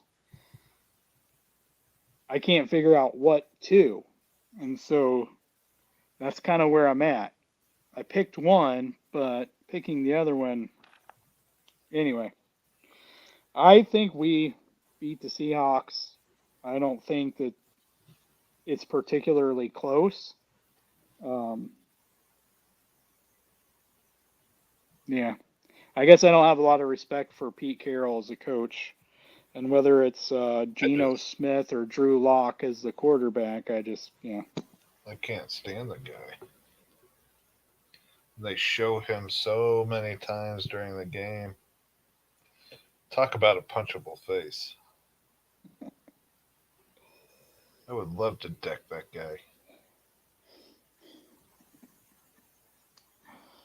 Oh man, Gooch, who do you have? You got Chiefs or Seahawks? I don't trust Pete Carroll. He loves Pete Carroll? What? I think that's what he said. So now it's Carr and Pete Carroll. I'm gonna choke. I've been asking for it. All right, so that leaves 2 more games. Broncos at Chiefs, week 17. We win. I would tend to believe that as well, which would put me at 14-2, I think. 12-4 for me. Who is the last 2 games of the season that we play? Broncos and at Raiders. Okay, so here's my caveat. By my count, I have them 13-2 going into these last 2 games. I think I know where you're going with this. If the number 1 seed is sewed up, we're not playing the guys either the last week or the last 2 weeks. So I'll go ahead and say that the number 1 seed is not sewed up by this week. We win. The game against the Raiders won't matter. We lose. You stole my picks. That's exactly what I was going to say.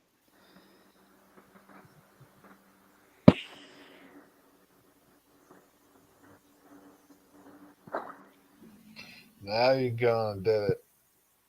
Way to go, Gooch. So I have us at 14-3. That was my exact justification there is I don't think and I think the AFC overall is stronger than the NFC. So I think there's going to be at least 3 teams in the AFC who are very strong teams that don't make the playoffs, and the NFC might have 2 or 3 or 4 teams that are, well, probably not 4, but I think at least 2 teams that are junk that make the playoffs. And so I think it's going to take that last week. I don't think they're going to be able to mail it in week 17 and rest the starters. I think they're going to have to wait till week 18. So I guess that has me at 14-3, and this is me being optimistic. So I guess my optimistic take is 14-3. Well, and part of that is because I think we're if we have the number 1 seed locked up, then week 18 is basically a bye. So otherwise, if we played the starters, I would probably say we win that game, and that would put us at 15-2. And I guess that would be my optimistic take.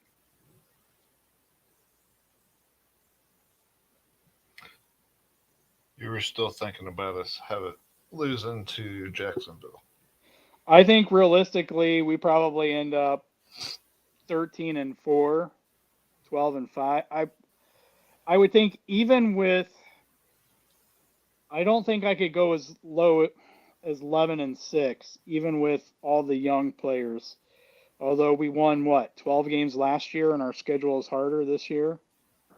With our schedule is not as hard. Oh, it is. It's the hardest schedule in the NFL. No, it's the 5th hardest schedule in the NFL. According to NFL.com, who doesn't know their heads from there. It's the 5th hardest schedule in the NFL.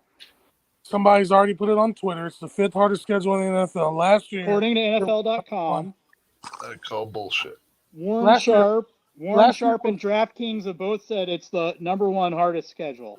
Last year it was number 1. There's no way it's the number 1 hardest schedule again.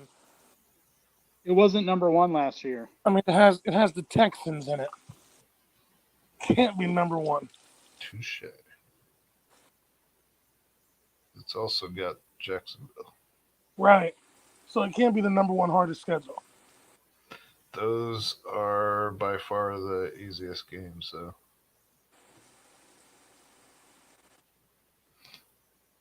By far. And I'm with Wink.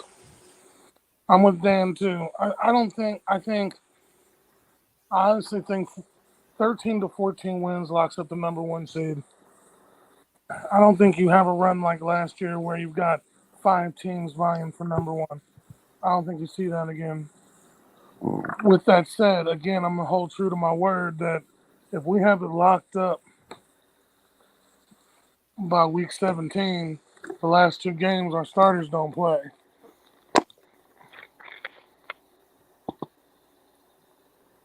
You sure don't want to go into your season starts in Arizona, you want it to end in Arizona, you know what I'm saying?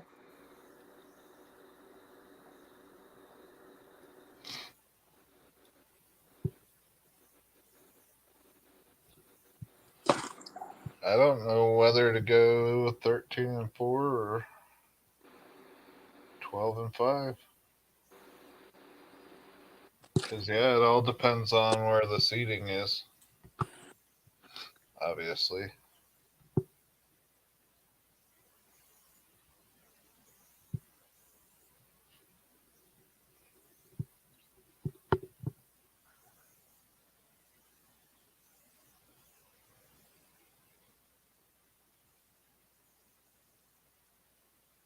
I think we have to have them in. And we're 13-4.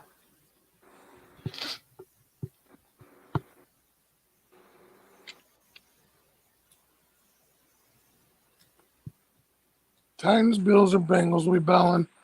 Hey, Thunder. One of the few times that I'm going to argue with you in front of people, because I do agree with some of your takes. This one, I do not. The AFC North has gotten a whole lot better, and the Bengals aren't going to be running roughshod over Baker Mayfield, new Lauren Roethlisberger, and a hurt Lamar Jackson. I don't think he's saying every single one of those, though. One of them will be battling us out of those for the number 1 seed, and I agree with it now that I see it. That one of those teams could be up there.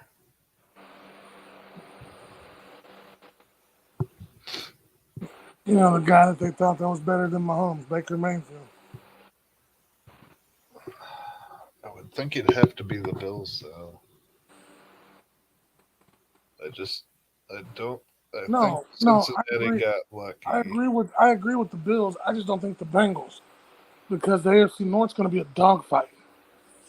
Mm-hmm. Lamar's not going to be hurt next year. Lamar's not going to be hurt next year. Deshaun's going to be trying to prove he's worth $230 million. And the Steelers always have a great defense. The Bengals aren't going to luck into. I mean, you'd have to win 5 out of. You have to win 5 out of 6 games in that division.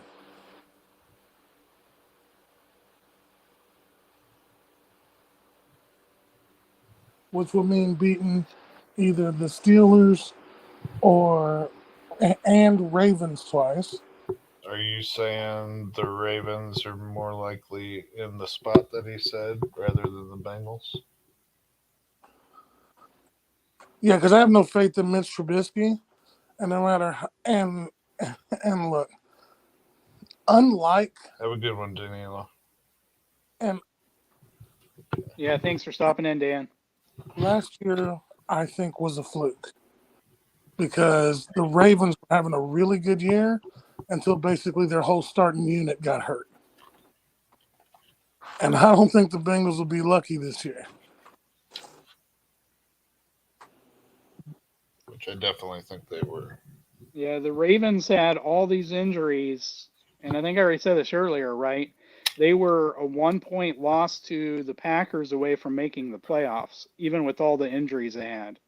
And the thing about it is as it was leading up to, we were even saying on the huddle, because we were talking about playoffs and stuff like that the one team nobody wanted to get in was the Ravens.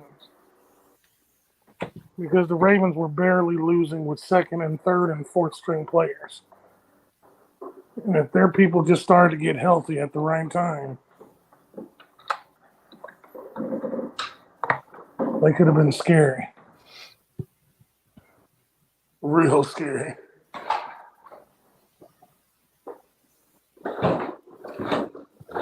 Almost to the 2-hour mark.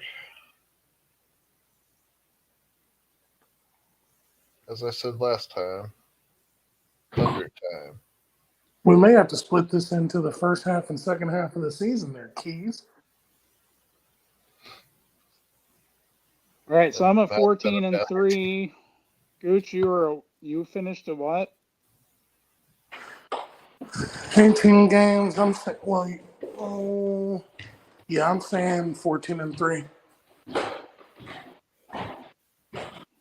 I would agree with that, Dan. And I don't think any of us think that. I think that's why I think we do expect that maybe there will be a game of breathing room, right? To where an extra game to where the Chiefs can rest their starters week 18. But I think it's going to take right up till then. And who knows? I wouldn't be surprised if coming into week 18 there were 3 or 4 teams that were tied to potentially finish in first place. I think the AFC is way better than the NFC in general. Oh, I think it's got a lot more depth as well. Just look at our division. Our division is the toughest in football. I think the West and the North are the two toughest.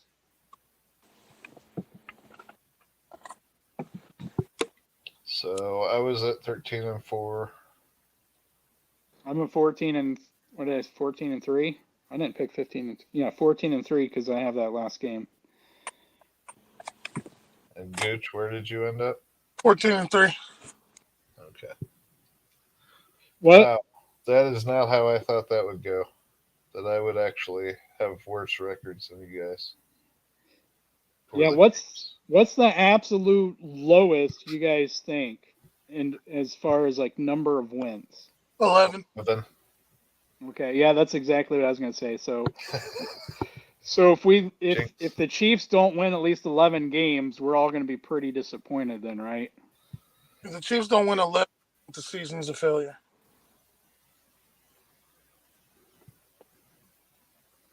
we're talking about the youngins, though. And the reason why I say that is because Veach said they're not rebuilding, they're retooling. So if we won 13 or 14 the last few years and we get rid of Tyreek and then we go backwards to 10 or less, we're rebuilding. And you don't want to waste the prime. Like I realize quarterbacks can play until they're 40 if they take care of themselves, which Mahomes does. So it's more likely than not that he'll play a long time. But right now, he's getting into his prime. He's not in his prime yet, but these are the years that you don't want to waste. You know what I'm saying? Like the height of his talents. Brady won 7 Super Bowls, but is there anybody thinking that after Super Bowl 3 he wasn't carried to the rest of them? I mean, it wasn't just him. He got credit for the wins, but his defenses generally were around one of the tops in football. Absolutely. So, do we make the playoffs with 10? No. I'd have to agree with that. So, we'd have to agree with Wink that is a nightmare. Yep. So you have what? You have a 7-team playoffs now, and you got to figure that you're gonna have the Colts and Titans are probably going to make it or be close to making it. I would say it's highly possible if all teams play well that all 4 teams from the AFC West could get into the playoffs. Right. Yeah. I believe that as well. Or at least 3 of them will get in. But I think it's going to take more than 10 wins to do it. Because you're still going to have to deal with the fact that New England won 10 plus last year. The Bengals won more than 10. The Titans won more than 10 or 10 or more. The Chargers won 10 and got sent home. The Raiders won 10 and got sent home and was one and done. I mean, you're going to have at least 8 teams with 10 wins or more. Steelers? I actually think they do. Last year was the first losing season of Mike Tomlin's career. He's been coaching the Steelers that long and has never had a losing season. He's also had Big Ben the whole time, hasn't he? Well, they didn't even have a losing season. They made the playoffs. They didn't even have a losing season last year. They finished above, didn't they? Was it 10? I think it was 9-8. That sounds right. Tomlin just doesn't have losing seasons, and Hall of Fame coach. I think the one thing that he'll do is he won't be trying to ride Roethlisberger into the sunset now. He'll make Mitch hand off that ball to Najee Harris, who will destroy those excuse my language, those defensive lines. Yeah, the Steelers were 9-7-1. Yeah. That tie is the difference between their record and the Bengals record, right? I know Bengals fans like to rewrite history as if they went 16-1 or 17-0 instead of 10-7, but they went 10-7 in that division with Baker Mayfield as the quarterback instead of Deshaun Watson, big upgrade in my opinion. They went 10-7 with the Steelers going 9-7-1 with Roethlisberger's arm falling off, and they went 10-7 with the Ravens going 8-9, having their whole team injured, and even having Trace McSorley starting some games, This is playing why in some games. This is why I said the Bengals aren't going to be fighting with us for the number one spot. It's going to be hard in their own division. Like I Right. really think, if you want me to be, if I was in, I'm a Chiefs fan. I'm a diehard Chiefs fan, but I'm also going to be realistic. It's going to be really hard in our own division. Like I could see us going 14-3, 15-2. I could also see us not winning the division and winning 10 or 11 because, I mean, you know, Russell Wilson is a major upgrade over Drew Lock. Derek Carr, they made sure that boy's got some weapons now, and their defense, they attack their defense. The only problem with Derek Carr most of the time is his O-line gives up on him. They give him up. And Herbert is, I mean, he's a top 5 QB. So you've got 3 at least top 8 QBs in one division. I say 3 top 5 and 4 top. I'll give him number 15. There you go.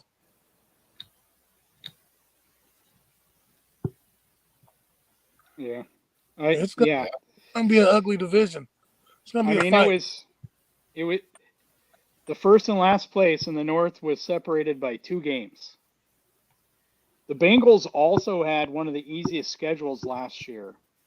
And the Bengals and the Bills, they had it was either the top 2 easiest or they were both in the top 5. And one of the things that Warren Sharp Football looked at was the gap between last year's schedule and how they performed compared to this year's. So the Bengals and Bills both went from a fairly easy schedule to a much more difficult schedule, not on the level of the Chiefs schedule, but the difference between last year and this year was huge compared to last year and this year for the Chiefs, as the Chiefs went from one of the hardest to the hardest. So that's good. They still only won 10 games last year with having one of the easiest schedules. And so for me, that's something you can't just ignore. Even if they make improvements, even if Burrow gets better, the reality is that they underperformed, which could indicate some coaching issues, right? Obviously, they needed to fix their offensive line. But, I don't know. I don't see them. I see it being much less of a cakewalk for them than it would be for us. But I'm still with Gooch in that our division, and, I could be totally wrong, and we'll find out in a few months. But our division, to me, is the strongest, or one of the 2 strongest, with the AFC North, to where you could have each team in that division winning 9 or 10 games. And so, I think it's going to be. I think the Bengals could, miss the playoffs. Not because they're not playing good, but because the division is going to play better than it did last year. And, some of this comes down to coaching. Again, when all else fails, look at the quarterback and look at the head coach. Mike Tomlin, that's going to be your thumbs up. The quarterback position is a question mark. John Harbaugh is definitely one of those great coaches. We've seen it time and time again. It's been tested. Lamar, if he's healthy, even though he's more a running back, he's still dynamic enough. And then with the Browns, Deshaun, adds that other layer if he doesn't get suspended. Stefanski's still a question mark, kind of there in my mind, like Zach Taylor. I don't care if they went to the Super Bowl or not. Zach Taylor's got to show that last year with that easy schedule and them winning less than they were predicted to win based off of that schedule isn't indicative of his coaching ability.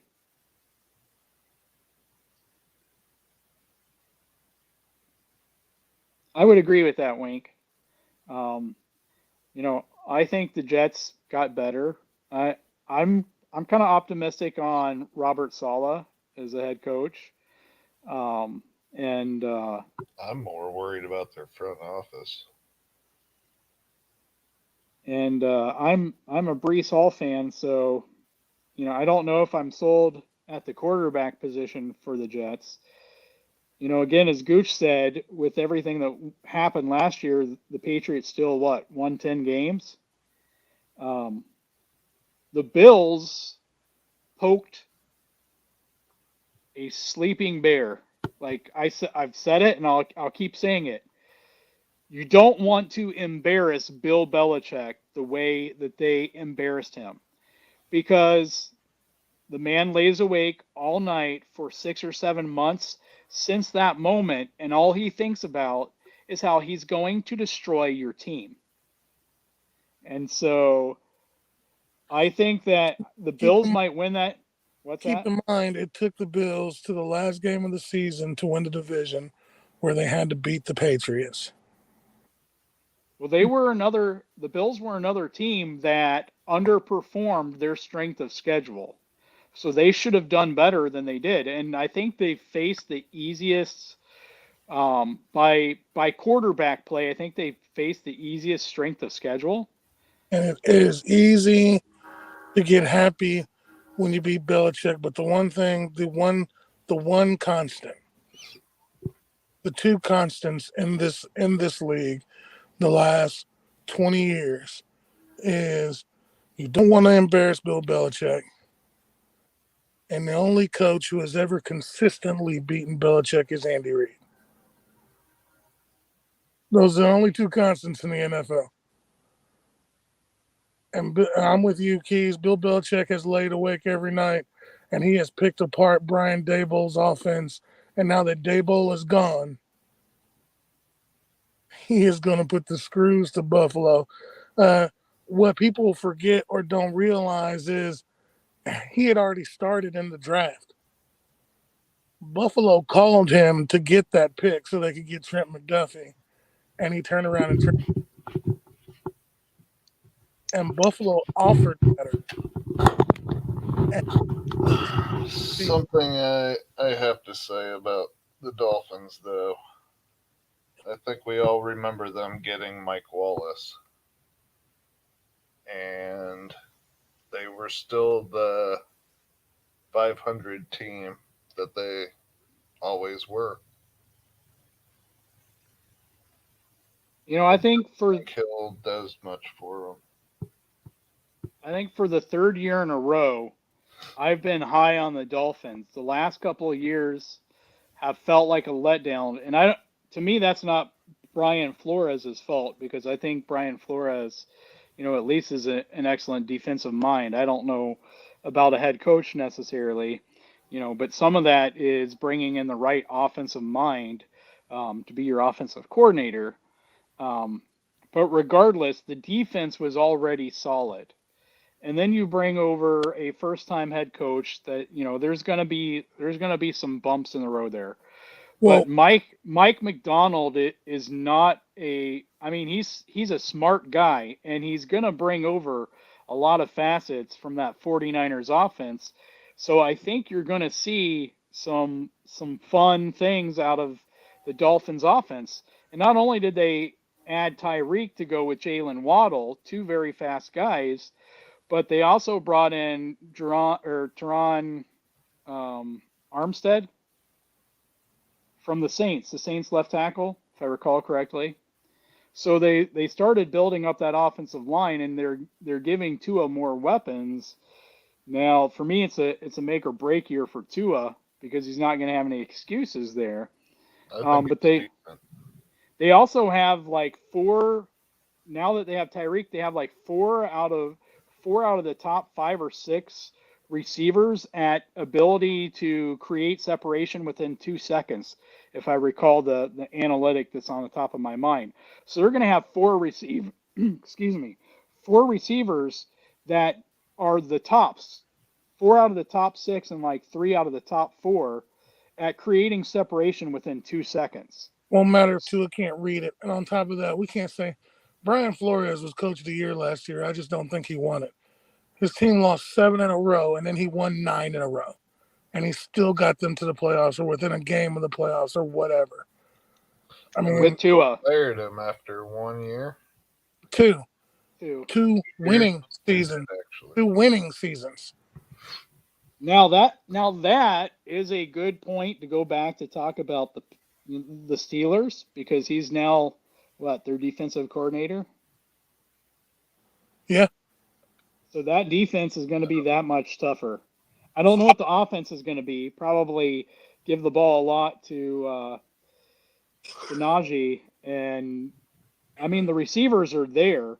I would imagine it's going to be a lot of play action. Hand the ball to Najee and do a lot of play action. But I would expect that Steelers defense between Tomlin, as the head coach, and now bringing in Brian Flores, that they're going to be fun to watch unless your team is playing them. Sorry.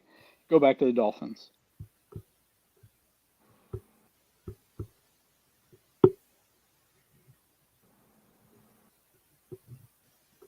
Go ahead, Gooch. I just don't think Tua has the arm.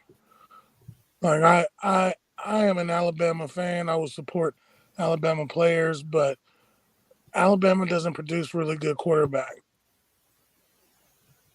I mean, they produce great DBs and wide receivers. I mean, the last few running backs that's come out of there has been pretty good. But it's easy to be a Heisman Trophy finalist or winner when you're throwing the ball to generational wide receivers or guys who have certain, like Judy is fast. Well, Judy was LSU, wasn't he? No, he was Bama. Judy and Ruggs. Judy was a great route runner. Ruggs was great at separation and getting behind people, and all you had to do was throw it up and was pitch and catch. Because from the word go, they had already created their separation. Now Tyreek can do that, but Tyreek doesn't like to take a lot of hits over the middle, which means you're going to have to be able to chuck that thing 40 to 50 yards on a regular basis. Something Liz always brings up is the fact that he'd either go down or run out of bounds. The last year or two, yeah. I mean, in the past he didn't. Well, He always last year. He tried to get to the corner and outrun guys, but I think the last year or two, he's been dealing with some quad issues, and that might affect him going forward with the Dolphins. Because to me, yeah, he's definitely looked like it. He's looked like running laterally like that he's lost a bit. Like he can no longer run to the sideline and beat defenders over there. So yeah, he's doing a lot more running out of bounds. But I don't know. I think the thing is, what people forget is that outside of Brady, Father Time is undefeated. Tyreek ran a 4.3 when he came out. He's 28, and he puts a lot of miles on them legs before every single game. in the off season as well. I mean, he plays basketball and he used to be the Energizer Bunny, though. He's not so much anymore. In the last 2 years, he's had something with his hamstring or quad every year. And calf. Wink. We learned back when we had Eric Fisher and Mitchell Schwartz that with the way the NFL was evolving, it really didn't matter. Left tackle, you needed a good left tackle and a good right tackle. And it wasn't so much a matter of protecting quarterback's blind side. You wanted to protect both sides. I think Armstead is like 30, 31, and he's played left tackle his whole career. So I don't think you can move him over to the right side. And I think that in that same way, you wouldn't want to, right? There was never Mitchell Schwartz was the better tackle between Schwartz and Fisher, in my opinion. Maybe not as athletic, by a lot. but, talent-wise, I think Schwartz was clearly better than Fisher, and we didn't move him over to left tackle, even though Fisher started out, right, his first season at right tackle, if I recall correctly. It was not good. We still had I don't remember. We didn't still have Brandon Albert, did we? Yes. Yeah. Did we? Yeah. That was his last. That was his last year, and then he went to Miami. I actually met the guy at the dog park. Brandon Albert? Big son of a bitch, yes. They had this like drinking fountain for the dogs that was all low, right?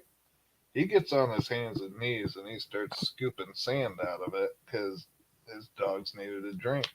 Yeah. Which gives me great optimism for Kennard and Orlando Brown.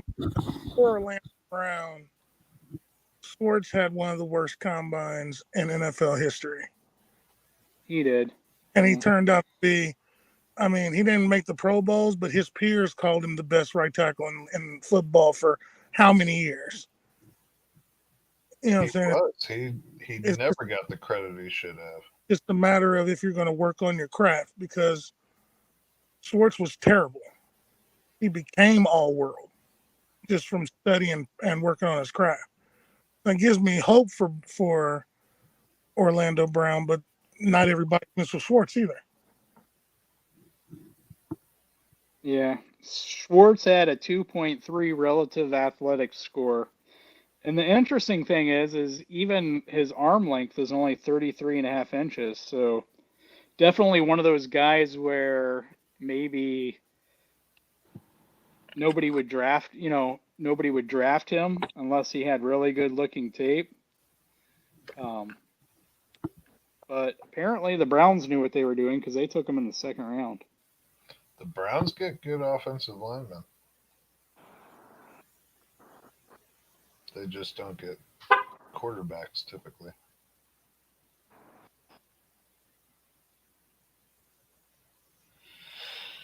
Well, it's probably time to call it a night. Yep, it's been fun. We appreciate I'm you exhausted. staying this whole time. Wink has been a warrior. Not sure who else is in the chat. I know we got some other people in there. Any last thoughts, Gooch? Should be a hell of a season, boys. Yeah, I think And I got to 14-3, but it's going to be hard.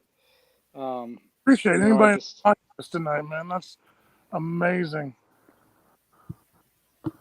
Yeah, don't forget to like, share our content with other people. Make sure you click the bell. Guys, we're new at this because we never got to go live on RGR, so we always had to do pre-recorded stuff. I think we had fun. I had fun. And we're still on RGR, by the way, for those that are interested. We're still like me and Keys have a couple huddles. The three of us have a couple huddles coming up real soon. I think a lot of it is we're giving you more fan content on this one as opposed to analytics and stuff on the other one.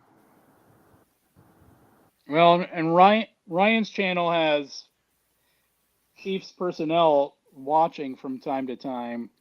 And so, we might say some things that are a little blunt, that we believe are truthful, that that's how I was going to put it. that could possibly harm the channel. So we don't want to do that. Yeah. So and Ryan's still one of my best friends. And me and Keys are still doing the huddle, and I'm still super chatting, and we're still over there. We're not running away from RGR. This is not competition with RGR. This is just additional content from our point of view for free. You don't What'd you have say? to pay to see me on here. Oh, Well, you have to pay to see me. That's why my picture's not up. That's why my video's not up. yeah, I don't think there's any reason to even try to, like compete, because there's a lot of great Chiefs content out there, whether it's RGR, KCSN, Thunder Dan, and other places, Big Chief Sean, Kingdom Cast. I know I'm forgetting, Brit Chief. I know I'm forgetting like half a dozen more. And so, I mean, there's not competition. It's all one kingdom, and everybody has different voices and locked on. And I agree. Car. Right, Wink. Safe space. Yeah, we Here. we might throw in some Kool-Aid every once in a while, right? I was at 15 and Kool-Aid. 14 and 3 or whatever. But yeah, we try to keep it real as well. So, which is why my heart said 14 and 3, my brain is still saying probably going to be more like 13 and 4 or 12 and 5. But we'll see.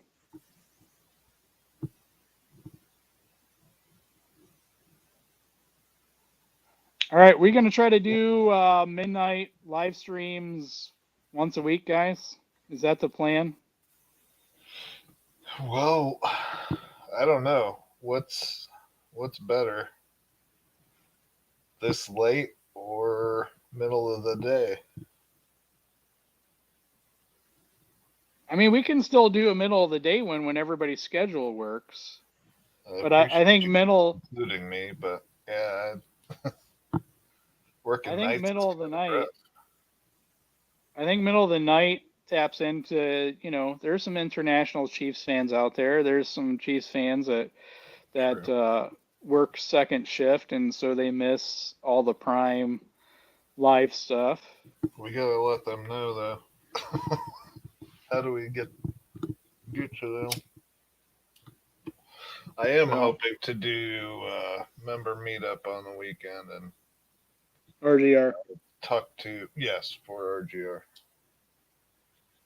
and that be with at least Mike from Sweden, Mike in Sweden, something like that. I've talked to him about doing a Sunday. Well, if you're watching this live or if you catch us on the replay, we may or may not do a weekly midnight stream. We'll see how it goes. We got lots of details. We don't have to go 2.5 hours. We're just starting. So. All right. Thanks, guys. Thanks for watching. Aaron Gooch, thanks for working and then coming to talk with the rest of us and sharing your thoughts on the schedule. I'm sure once the schedule sets with us for a little bit, we might change our minds.